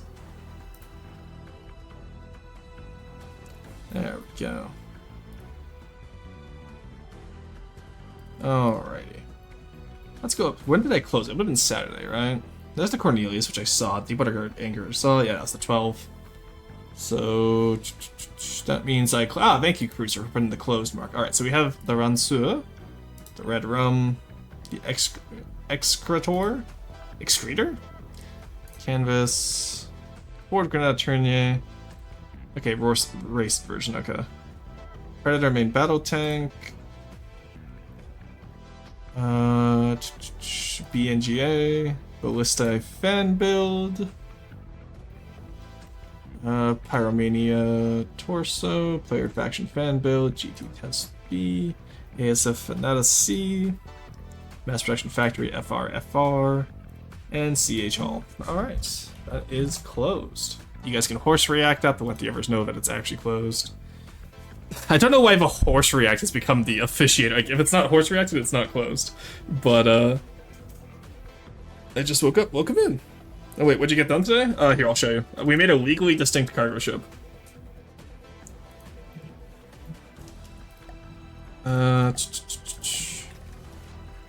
It is legally distinct, I promise. Fastest horse react in the West. So true. Let me know if this isn't distinct enough for you, Carson, and we can talk about it, but I pretty much just took the old Orsinus bridge instead of yours. And then, I did, like, you know, get heavy inspiration from your superstructure and just change it up a little bit.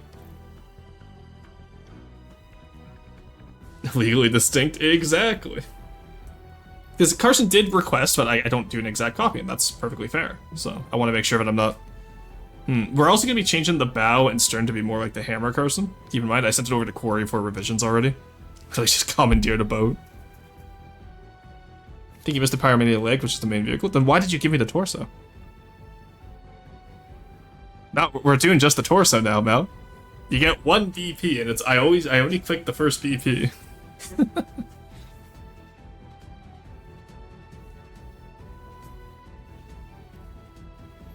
Yeah, let Quarry touch it up a little bit. How often do you review the crafts in the Discord channel? I do every Monday and Friday. Last week was a little bit strange because I did Tuesday and Saturday instead, just because of collab timings. But have you considered sub-vehicle spotter? True. But yeah, I try my best to do every Monday and Friday, because that's when Roar Roasts in quotation marks is. Looks alright, but I think the superstructure you took from the cargo doesn't look good on this hull. Oh yeah, I think it looks pretty good. I'll touch it up as we go, and Quarry's touching it up right now, but sub-vehicles, submissive vehicles are allowed apparently. But no, that's fair, Carson. But as long as you don't feel like I stole too much, and obviously, like I said, Quarry will touch it up. So we'll reconvene afterwards, especially once the dredge is done as well. Because we're using Quarry's hammer as the main style guide right now, I think. Hey, Machine, how's it going? Alright, back to Roar Roast, though. That's so nice having French music. Okay, so what's already in Roar Roast? That is...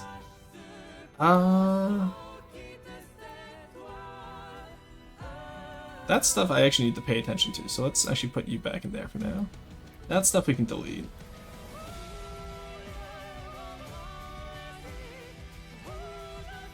Go. I need to like hand in some of these blueprints I have just sitting on like a dragon right now. There we go. Yeah, that's what I'll do today. I'll get the benediction and the apostate handed in. Alright. We are ready. We're out of ads and we're good to go. And god damn, are we hitting the goddamn chorus right now in Un Via Te Eme.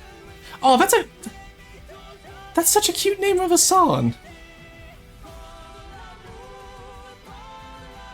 One life to like you, or is the direct translation, but I assume that means it's like one life to love you. That is that is so nice. Justice for cool blueprint, the blueprint. Well, maybe you should have submitted that one first. If you want the Ursinus to be more styled off the dredge, then I'd say give it some black railing. We'll be doing that as well.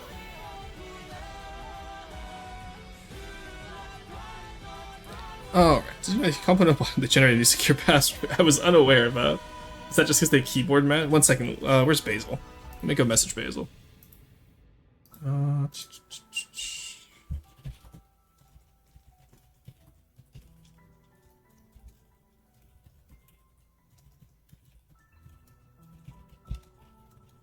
Secure password. There we go. Eating a Bane in Caesar salad right now? Fuck yeah, dude. Oh, cringe, you missed it. I made a fucking concoction the other day. I had like currywurst, but like with actual red curry. And then I put that in a pasta. And I had some peppers and onions and like stir-fry veggies, and like it was such a concoction of ingredients, but it was so good.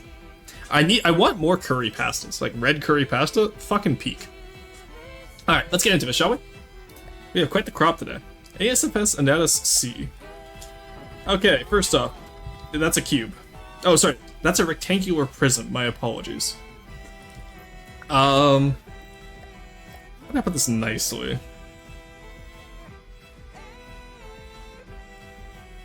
I think there's a lot wrong here. I think that's how I put it nicely. So, it's all one shape. There is no structuralness to this, aside from some oblique on the side. And I really dislike that. Like, there's no wheel wells, there's no... You know, there's no...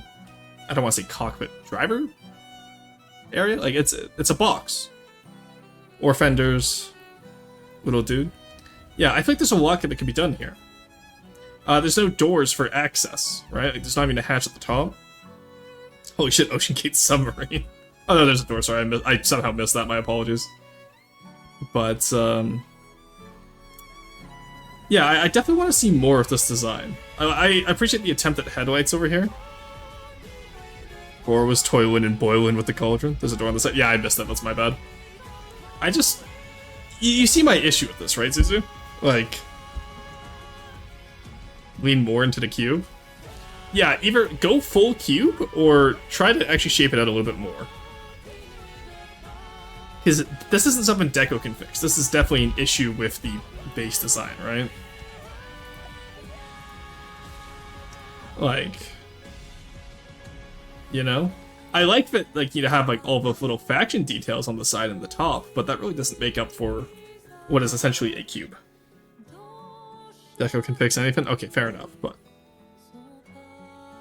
Supposed to be a funny design? Yes, but you can have a funny design that isn't bad, you know what I mean? Like, I don't want to say it's bad, I'm sorry, I apologize. I know maybe it's style, right? But... You can have something be funny without... I don't want to say low effort, because I don't know your build-in skill. So, like, if you're newer to the game, you know, maybe this is what you did and that's okay. But there could be a lot of room for improvement. You give the cabin and missile bay a bit of separation. Yeah, because right now your missile bay... So this is something I talk about frequently, is that the VLS system should always be separated from the main deck. No, it's definitely a style thing? Okay. So, like, you know, maybe make it a little bit wider and give the VLS a little area around it that's denoted. And then at the front too, like maybe, you know, put the engine in the front instead of the back. Something like that. How many in-game hours would you count as new to the game? I think anywhere between 0 to 100. I think there's definitely people who, if they're better at 3D modeling outside of the game, by 100 hours in, you can get a pretty good looking craft. For a new build, it's not bad. Definitely needs separation and elevation. Yeah, exactly, right? You need more layers. The engine is in the middle? Yeah. So you want layers to this craft, right? And I would go from there. Alright. Red rum. Okay, this is Nova Galaxy, so I can tell because of the style. So, same thing that I said with Zuzu, but I'm going to say with Nova, is that I will say Nova's gotten better at their layering. You can see here that they have layers. Now, I would say get into asymmetry. Because you have front, back, and side-to-side symmetry here. Aside from the hull and the stern. The bow and the stern. But, like, your guns are fully symmetrical, your VLS is fully symmetrical. You know what I mean? So you definitely want to work on that. Also, add layers to your deck here too. Your deck is so flat. Like, look at how flat that is. And the side of the hull too. It's also all flat. Like, there's no taper in it, not even towards the back, right? You have a little bit of taper towards the front, but even then, it's crinkled here. So the superstructure is, like, you're getting better at superstructures. I will say that. But again, it's the symmetry that's killing you. I think you need a lot of asymmetry in this design, and maybe it could work a lot better. Feel awkwardly scaled? Yeah, the scale is also a little bit off too. Just look how small these turrets are compared to the width of the hull, right? Like, you don't need. Yeah, I would not do wedge armor like this on a ship. I prefer sloped armor on a ship, and then I use wedge armor for like front-siders or for, like for broadsiders I use sloped armor, and then I'll use wedges on front-siders or tanks. Because the same with pole armors, right? Like, I would use pole armor on smaller craft because you need that same effect, but you need to have more of a form factor. So with how, like... Yeah, so this is 3 times... almost 4 times the cost of a freebooter, and only twice the firepower. And most of that cost, I assume, is coming from your armor. I had to assume. Because, like... This is so much armor for essentially what is a very paltry amount of gunfire. You know what I mean? Does that make sense? So I would just bring in cost analysis and size analysis there, personally. Because most of your firepower is from missiles anyway. So, like, you have all that armor for very little. Why is the turret rocking a mohawk? I was gonna get there afterwards. Honestly, the turret rocking a mohawk I think is the most unique thing about this, and I kind of like that. But this turret, first off, it's painted the same color as the deck. And secondly, it blocks the gun behind it. And thirdly, it doesn't match the style of anything else. Also, remember to decorate your turret well so you don't see the holes in them. Quite a bit bigger, but it's just at least double, is probably triple or quads. Yeah, exactly, right, Tuesday? Like, there's tons of stuff you can do there. Thank you for the care package. I will stretch and take a sip of water. Like, is this all making sense? I don't know if Nova's still in chat, but I hope when Nova's watching the VOD this makes sense, because my interiors are good and my shape is bad. Honestly, Suzu, everyone has fins that they're strong at and fins that they're weak at. The thing that you have to do is just keep at it, practice, get feedback. You'll learn as you go, okay? Also, I am jamming out to the song right now. I apologize. Like, Une vie à t'aimer is incredible.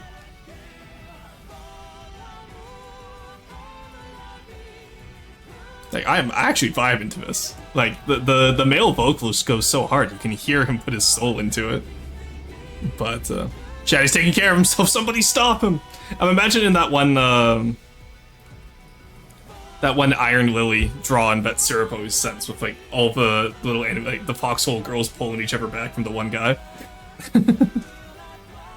What's the name of the group? What do you mean the name of the group? Oh, I actually don't know who wrote this song. I'd have to look it up afterwards. But it's from Claire Obscure, Expedition 33, and it's Une vie à t'aimer.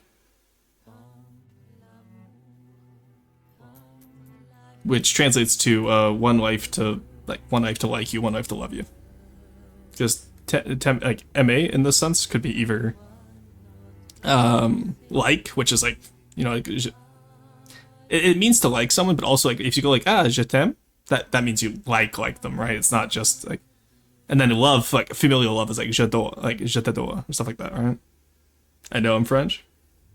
Oh yeah, you're fine though. I always forget you're French, Mo. Also, let me know if I'm right, because I know in how I learned French, that was the distinction I made, but it may be different in France, right? Because I learned Québécois French, or Franco-Ontarien, but it's close enough to Québécois. It means I love you romantic. Exactly, that's what I'm used to, Zuzu. Composer for Claire Obscure is actually completely new to composing for a game, and they just hit it out of the park. Honestly, like, they fucking nailed it. I don't know how they did it so well. And like the French vocals go so hard. Which I'm happy that they just got someone new for it too, instead of like taking one of the big name French bands. Because it makes it, I don't know, it feels a lot more special. Alright, ooh, okay, who cooked this? T-Lad, this is a fucking cook, holy shit. Ruston, I what's have up? a message from the field. Top 10 reasons crabs are the best crustaceans. Number 1, they wear hats. No need for more points. That's a fair point, but consider this. Lobster with the bonnet. Panel lines? I was just about to mention it. I love panel lines. Also, those aren't even like sunk in panel lines. Those are actually those are painted on panel lines. But you know what? They're still fucking phenomenal. This is a really good idea of macro deco. And macro, I was gonna say macroeconomics. This is a great idea of macroeconomics, chat. But, very anime style, yeah. So this is a completely different art style than most of the stuff you would see in FTD. And that's what makes it really cool. This would be great if you were doing a faction. Similar to Monk Wizard when he does RTS, this is a very RTS-esque faction, right? There's a lot of big details and not a lot of small ones. Oh, actually, there's a decent amount of small details in here. Like the machinery down here in front of the turret. But, I mean, you're not going to be finding, like, entry hatches and whatnot. And that's okay. Because, sorry, this is really cool. You did a great job, T-Lad.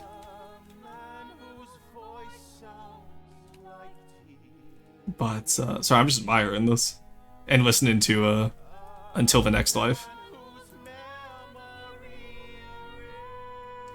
But, no, like, all of it. Okay, actually, one of the details you could add here is add a hole for the smoke to come from the smokestack. I will complain about that. But, like, all the machinery with the massive panels, like, you fucking killed this. I really, aside from that smokestack comment, I don't think there's anything I can really add to this. Like, maybe you could add some sensor suites to the nose, break up a little bit of those flat front panels. Or maybe just add some panel lines at the front, right? Have them follow all the way down. But, yeah, maybe some panel lines on the diagonals here. And that way the front looks like it's all one panel. So you're sending out a cloud build cloud, I need your allegations. Oh my god. But no, honestly, incredible work from, like, and even, like, the paint, right? You use orange as your main for the panels. And it looks great. The burgundy stripe there. I want to see the burgundy stripe go all the way up, actually. Have the burgundy stripe come all the way across. And the asymmetry with some of these upper stripes, too. Very nice. Like, this is just really good work. And same with back here. I want to see something back here on the tail. Even if it's just another panel line. Maybe an asymmetrical panel line. But it needs something back there. Break up those large orange areas, right? But no. Yes, all the way across, but only on one half. Fair enough. Either way, fantastic work. Good job. I know you went to bed already, T-Lad, but, like, you killed it on this one. I hope you see this in the VOD. Alright. CH hole. I swear to God, too, like, every time I see this monstrosity, it has more tumors. What are you doing to this poor lad? Please, let it die.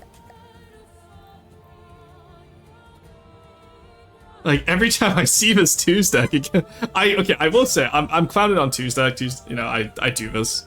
I do this to two-stack, but I want to say, actually, this is incredible. I really love the shape in here. Because I've seen this CH hull so many times now throughout its iterations, right? And at least it's getting better. Well, that's what I was about to say. It's like, I've seen it so many times. And every time, like, it has, like, some newfangled area on it. But I really like this idea here. Like, the integrated casemates. The crossfire batteries. My question, though, is where are you going to put where's the bridge going to go? Certainly one of the layouts of all time. It reminds me very much of Studio Ghibli.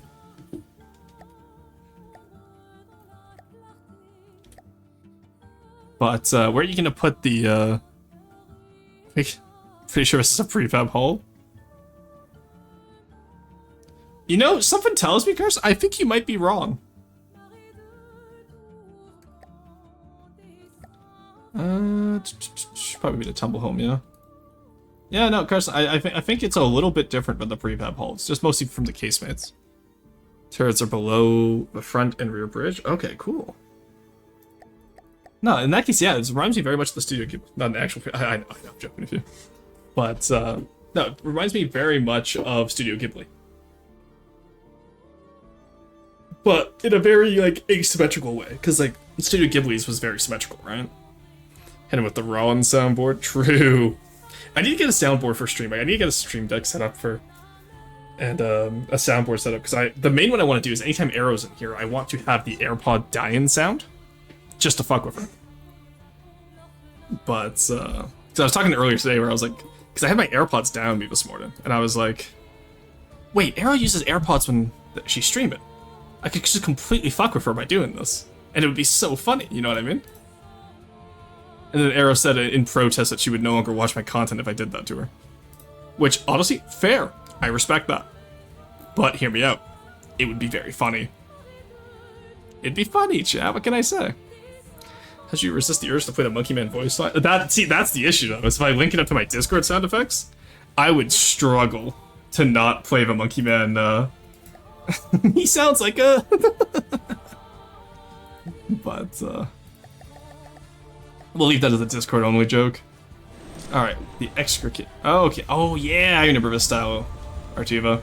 I love this style. And again, so going from the anime of the canvas to now a different style of anime where you have those panels still. But this is a lot more of those, like, you know, Legends of the Galactic Heroes style spaceship, where it's, like, very, like, sensor Swedish. Swedish? That's not what I meant. It has a lot of sensor suites. Oh my god, the sensor Swedes. They're just Swedes that get censored all the time. But the asymmetry is really good here. It's really, like, you know, panely, but also, like, finagly. You know what I mean? Honestly, this kind of reminds me of the one carrier from Knights of Sidonia for some reason. I don't know if... I doubt anyone here has watched Knights of Sidonia. It has a Bane in OP for Season 1. The animation was really rough, though, because they tried to do, like, CGI 3D animation back in, like, 2011, before that stuff was good. It's based off ancient Star Wars ships. Oh, still really good. Yeah, it kind of has the same profile as a Carillion Destroyer from Awakening of the Rebellion. Where weapons? Hey, how's it going today? Actually, that's a good question. Where are the weapons? No turbo lasers? Oh, there's turbo lasers somewhere. Maybe they're pop-out turrets, I'd assume. But no, really good work. Again, there's not much I can comment here because, like, you have a good amount of detail everywhere. Star Wars, like, with retro cassettism, too, which is the name of the style Star Wars is. Because it's, like, future, but without computers. Like, this is really well done. Spinal gun in the front. Yes, I see it now. MEP, but otherwise decent? Hell yeah, get this thing. Good to hear is what I meant to say. But no, really good work on this one. Like, no notes, you did a great job. And it shows off a different style that a lot of people don't build in FTD. So, good work. Star Wars has computers, just cool analog ones. Okay, yeah. They also have holograms, but... Alright, good work on that one. Alright, Ford Granada Chenier Rorscar. Oh, okay, I see, it just has racing stripes and the hood popped. Oh, you're doing this for Nita Racing, I see. This one might actually have too many decos, I will say. 3,000 decos, I might have to limit it. Because, like, just hovering over it lags, so depending on how many other vehicles we have, and if it's in a multiplayer, it might lag too many people out. I do like the idea of it, but you'd have to definitely tune down the amount of decos on this. But aside from that, it looks pretty good. The Beast. I like that you took the back seats out and all of that, like, kind of like how those stock cars for NASCAR are, where it's just like the one side in the roll cage. Very well done. Love Star Wars tech, I love 80s stuff in general. Yeah, retro cassettism is such a cool style. I love, like, design in Star Wars fighters. Like snub fighters, for example. They're so much fun to design. But it's like, it's so difficult too, because like, it's such a unique style. And like, I can look at something and go, hey, that's from Star Wars. Like, that's how iconic of a style it is. But also, there's some things where it's like, oh wait, what's that doing there? You know what I mean? When is Nita Racing set to? I don't know, ask Carson. Ruston, yeah, I have a message from the field, meow MRRRP 3. Force, I don't think you're allowed to RP. They have a unique silhouette. Yeah, exactly. Can't really move decos without it looking wrong. Well, yeah, rip buddy. That we're in fed and forever had held it when designing fins. Yes. Yeah, unique silhouette goes a long way, especially for like the letter bomber, like the letter wins. Like E-wins, X-wins, Y-wins. Alright, GT test B. Ooh, okay, this looks better. Absolutely not. Get that shit out of here. No, paint this back gray. This one's fine up here. Like, sorry, maybe I just hate GT's paint, but, maybe do this. You see how that looks a little bit better already, Henry? Hey, Spidicy, welcome in. Oh, you're a live stream. Well, true. I do tend to, Did you call me a streamoid? How's it going, Spidicy? Yes, I am live at the same time most days. Friday to Mondays, not Monday to Fridays. Aside from that, CLS is fine. Superstructure looks fine now that we've fixed up some of the roof paints.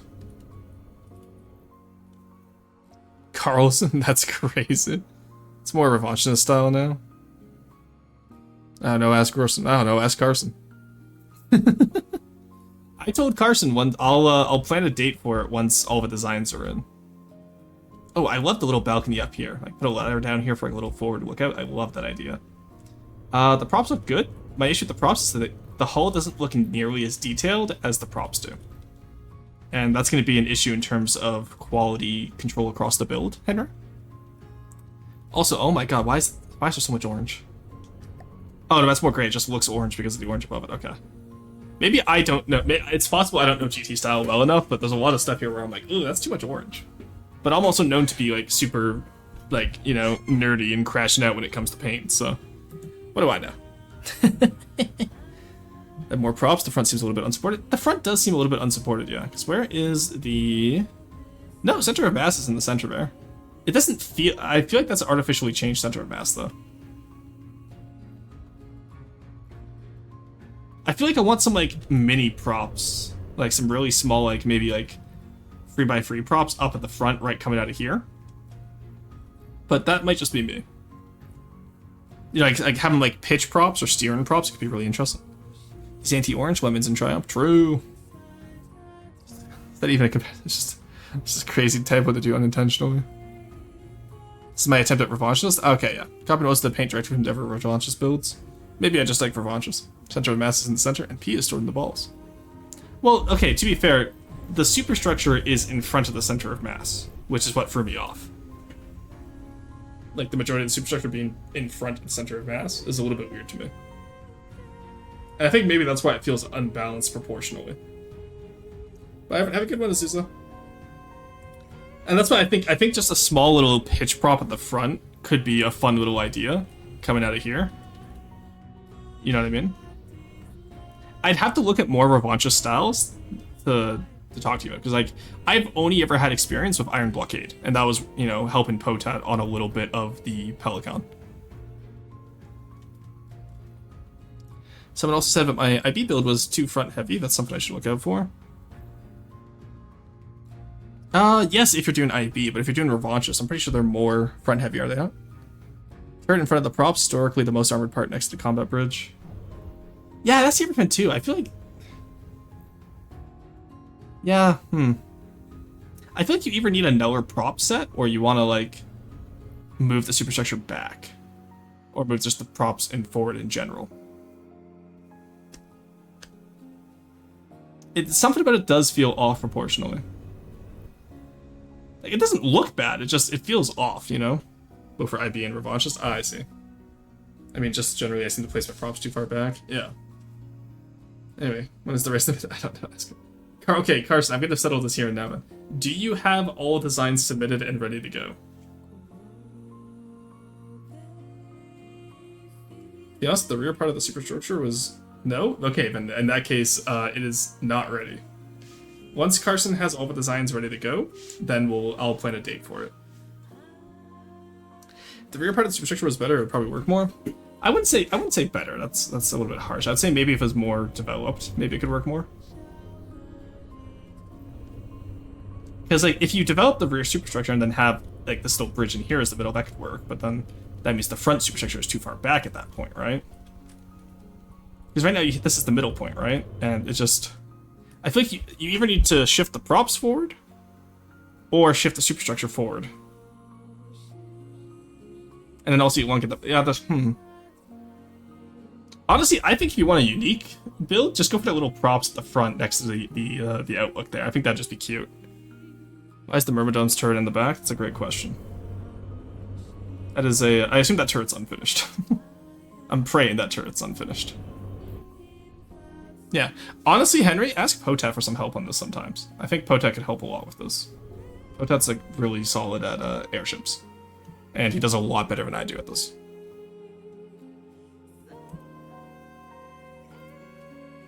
Oh, we don't build our own? No. You do build your own. It's just Carson has the rule set, so you have to ask him for it. And then I think Carson limited it to 8 people. So the first 8 cars that get in are the ones that are going to make it, I think. And then if it goes well, then we'll have other people switch in for next time if they want. Because that way no one feels left out. Oh, did we make a Fred and FTD showcase? Hell yeah.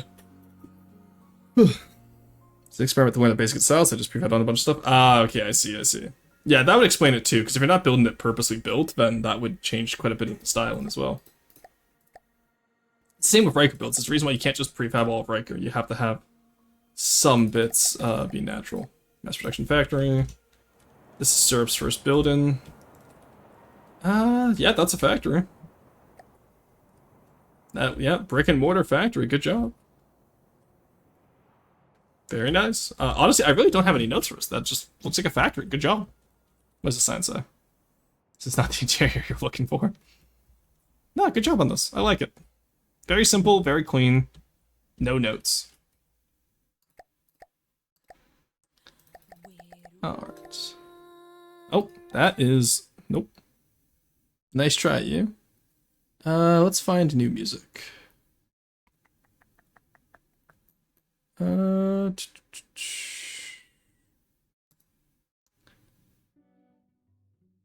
you go. We're just gonna restart the Clear Obscure because I'm kind of vibing. Oh, actually, no. Ori and the Will of the Wisp. We haven't listened to that in a while. There we go. It's nice. Foxhole makes me bricked. Jesus, guys. Behave. Alright. We have Onyx Watch by Orange. I assume this is Orange. Yep. Okay. Ballistas feel a little bit cramped. I think that's just because of the way I hate the way the ballista arrows. Like, I gotta redeco those sometime. Like, I love the large missiles being ballista for Onyx Watch. I love that conceptually. I love the ballista itself. I dislike the arrow on it. It's so lazy. The turret place is quite nice. You forgot some of the deck at the back. The superstructure is also quite nice. I don't see any main issues with crenellation or any of the shaping. A little bit of crinkled in there. Could probably fix this a little bit, I think. But, it's not bad. It's not bad at all. Like, this is gonna be one of those times where you probably get away with using the 1 to 2 meters better than the...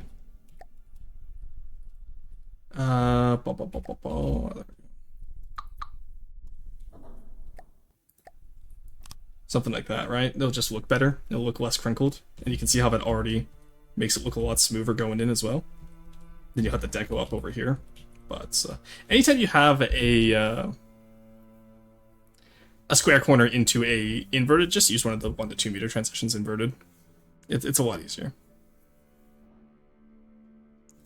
You dislike arrow? What? What do you mean I dislike arrow? Why would I dislike arrow? What does that mean? Alright. These people, I swear to God. Nothing will ever top someone the other day. Well, Carson was in VC with me. And someone asked, wait, who's Carson? And Carson was just sitting there.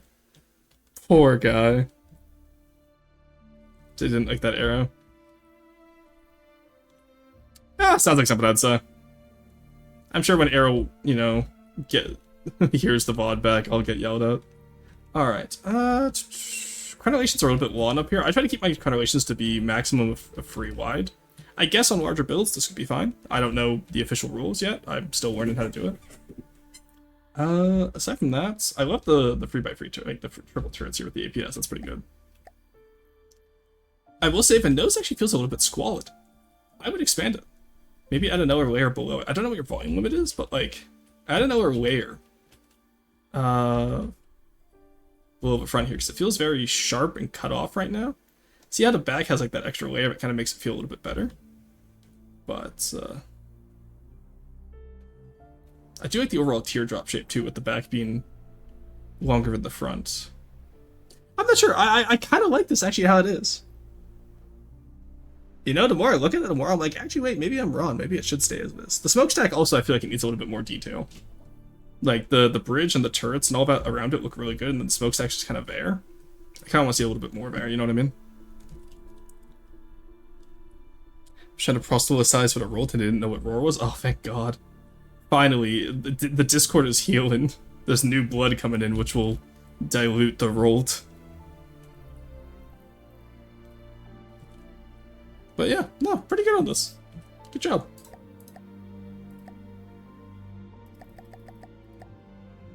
I like the side shields? Yeah, the side shields and the turrets I really liked. Alright. What is this monstrosity? Okay, it doesn't fly. This is gravitas. Okay.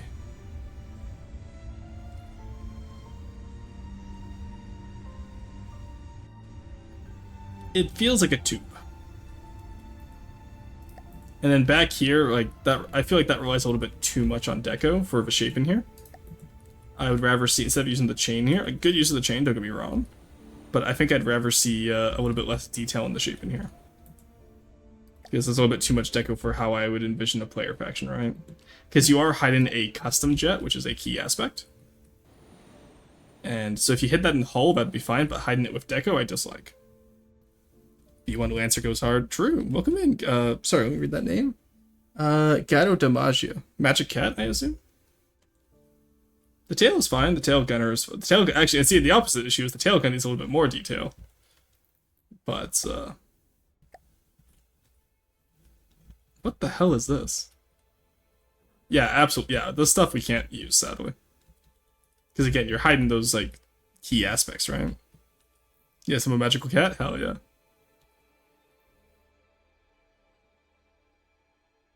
Yeah, and then same with over here, the deco on here. Little areas like that to clean up, like I would do this. There you go. Even then, like, you know, it gets messy in here, right? Like, there's lots of stuff you could do to fix this up, I think.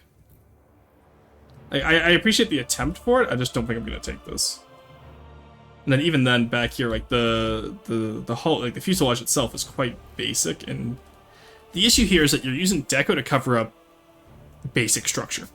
Whereas, with the player vehicles, you want to have good structure with basic deco. Does that make sense? I hope that makes sense. Glad I've joined. I've been watching your Deepwater Guard vids. Didn't expect you to be streaming live. Well, yeah, I try to do every Monday and Friday. Last week was a little bit of an anomaly, which was unfortunate, because that's when Fitzgerald and Sveno released, which have been my most popular videos so far. So, but I do try to do every Monday and Friday. You said that's the same way we say fish. Fuel tuners.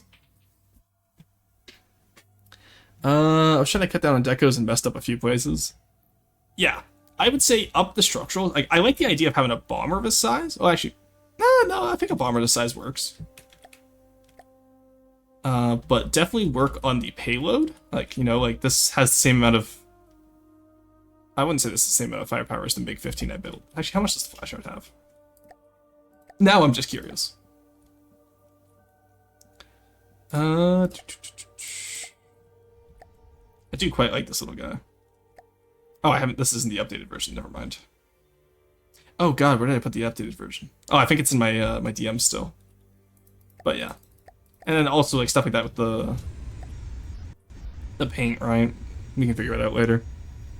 Cockpit and shape are also... Yeah, I like the cockpit, that's fine. Like, I think that's a good use of decos there.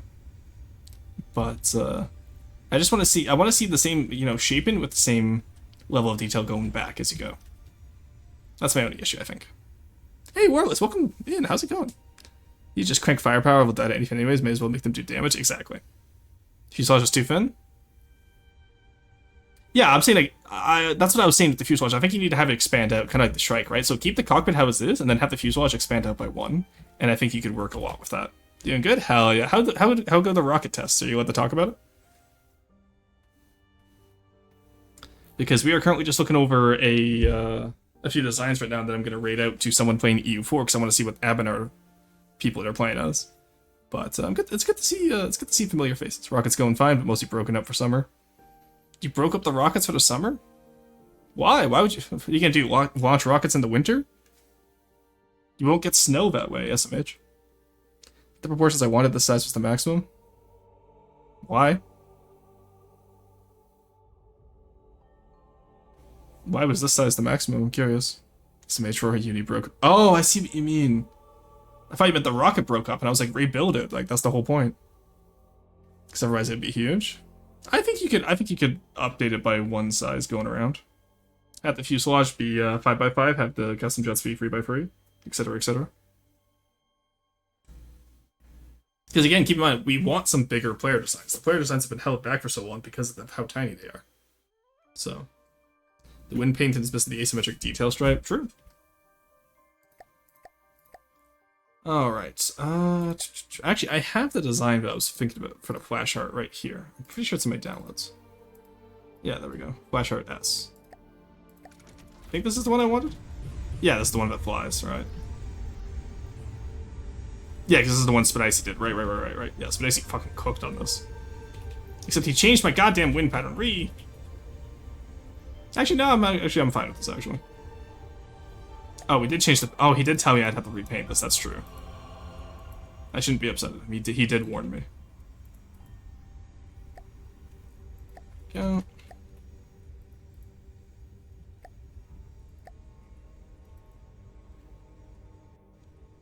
Yeah, there we go. Theoretically, that should be painted the other way with, like, the blue on the bottom and, like, the darker color on top, I guess. But having blue on top just means it's a naval fighter. We're fine.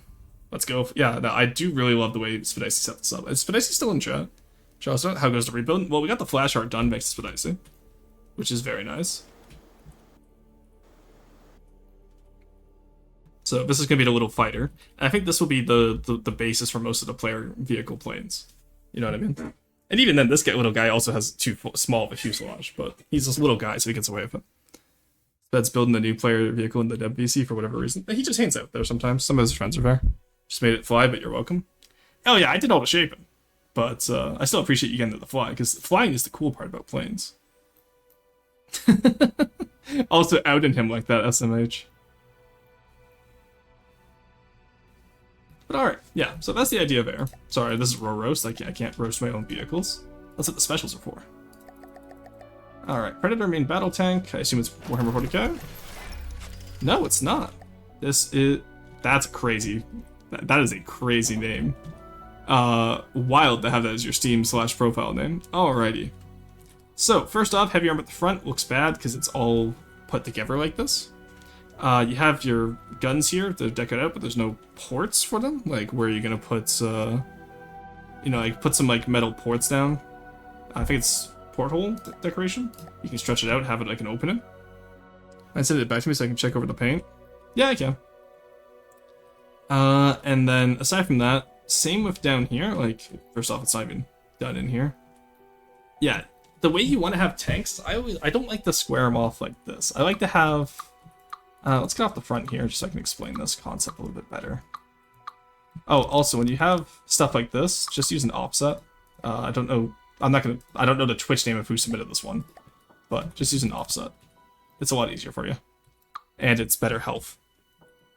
You want a wedge, essentially, yeah. So, like, I tend to, like, keep it up here.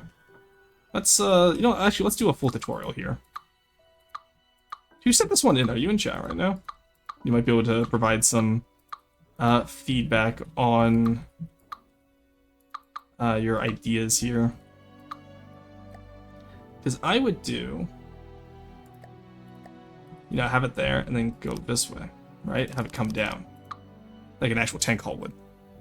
Totally not van building the player faction carrier? Hell yeah. Wedge of some outcroppings to mount the forward rollers for the tracks? Pretty much, yes. But, like, you did the back of the tank okay, but you did the front of the tank like the back of the tank, which is the issue. Aside from that, the turret's fine. You got some good asymmetry. You're using simple weapons, which I'm not a fan of, but it's whatever. You have some minor Z clip in here as well you gotta watch out for. Same with down here, you have some clipping with the wheel and the stowage, so you want to watch out for stuff like that. Jerry cans are good, though your stowage is actually your stowage is symmetrical, tire's not, which is nice. But you got this prop hubs, I assume. Yep, very nice, good job there. Details on the back are fine. Really not much else to talk about. Aside from definitely fix in here. Having it flat out like that. Definitely not something you want to do. And plus, it'll save you a lot of volume if you're doing it for ashes. Aside from that, not bad. So think about armor. You never want a flat face pointing at the enemy if possible. That's true. That's how you end up with, like, what is it? The one Warfunder British tank that the Commonwealth starts off with, the A3, I think. Try adding some return to war decos. That's also another really good suggestion. Alrighty. Pyromania torso. Oh, very nice. Now, I will say, I wish it had some legs. I do wish it had some legs. I think legs would really add to it. But, I don't know if Melzer is still here. But if they are, I'm making fun of them because they submitted both separately. But, you know, this isn't bad. This kind of reminds me of a game called Scrap Metal Heroes. Some of the parts you got in there. So, really good work on that. Big fan. A little bit asymmetrical. With mechs like this, you know, I am. God damn. It's a free-range gun carrier, which takes a stance that doesn't matter if they have a flat face facing the enemy, if the said face is approximately 10 meters of steel. That's true. I didn't know. I do have to redefine the rules a bit more clearly next time, it seems. In here is fine. I quite like that little prop up you have going there with the pipe coming out of it. That's really nice. And that's good asymmetry. I want to see that on the guns and the arms now, too. And, again, the legs, right? I assume the legs are going to be pretty symmetrical. Because keep in mind, mechs like this, you'd want to have as much as you can, right? So by, like, why would you need two flamethrowers when you could have, like, a flamethrower and an autocannon, right? Stuff like that. Ever seen you build this in BC? Cool. I wish I got to see this being built, honestly. It seems so cool. Been so busy lately, though. Yeah, honestly, really good work aside from that. Like, no other notes. You've done a great job. And honestly, it could be a really good base to add other arms onto it, too. Rose an absolute gremlin? I am, yes. This is well documented. Maybe you have the base structure or the legs the same but different equipment mounted to them? Yeah. Tons of stuff you can do there. Alright, Lorenzo. Alright, oh, that is, ugh. SD colors, am I right, people? Alright, actually, I kind of dislike this. I will say, you've done everything right in terms of Onyx Watch style, except you forgot the pickles. Where's the smokestack? I want to see a smokestack. But I don't like ships like this, especially in Onyx Watch where it's all guns forward. I don't like Onyx Watch frontsiders. Onyx Watch to me should be like, you know, tumble home with crenellations. And I think when you go into, you know, like, not meta, but more stuff like this where it's like a frontsider like this, I feel like it loses a lot of Onyx Watch charm. You know what I mean? Cauldron Stalwart. I know, there's other examples and I dislike all of them. I think one or two, like, you know, the Stronghold does it well, but when you try to do just oops all gun on an Onyx Watch craft, it loses a lot of what makes Onyx Watch cool. You know what I mean? Onyx Watch styling works well with all siders. Yeah, like, honestly, I would love to see... No, this is what I just Stalwart. Oh, okay, I see what you mean, yeah. I would love to see, like, an Onyx Watch Lucre Hulk, right? Like, if you're gonna do an all-sider, do an all-sider. Like, the Lucre Hulk would be such a cool Onyx Watchcraft. I've already tried making a Deepwater Guard Lucre Hulk. I haven't got it done. It's nowhere near done. I haven't even got it finished conceptualizing yet. But an Onyx Watch Lucre Hulk with, like, crenellations going all the way around and, like, you know, different turrets or their castles could be really fun. Then you have, like, the central keep. Call it the Mott and Bailey, even though I think the Bailey and the Mott are already two different craft, but, you can think of different names for it. But I think it could be really fun. But yeah, I'm not saying, like, you haven't done anything wrong per se in Onyx Watch styling. I think the styling is actually pretty solid.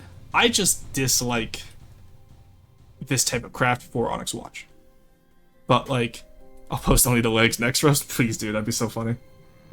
But, like, you did the crenellations right, you've done the superstructure right, you know, you got the arches. No, you did all that right, Artie. So, in that sense, you did a good job, Artie. I'm lamenting the state of Onyx Watch. Alright, BNG. Yep. That is... Is this a Waffle House?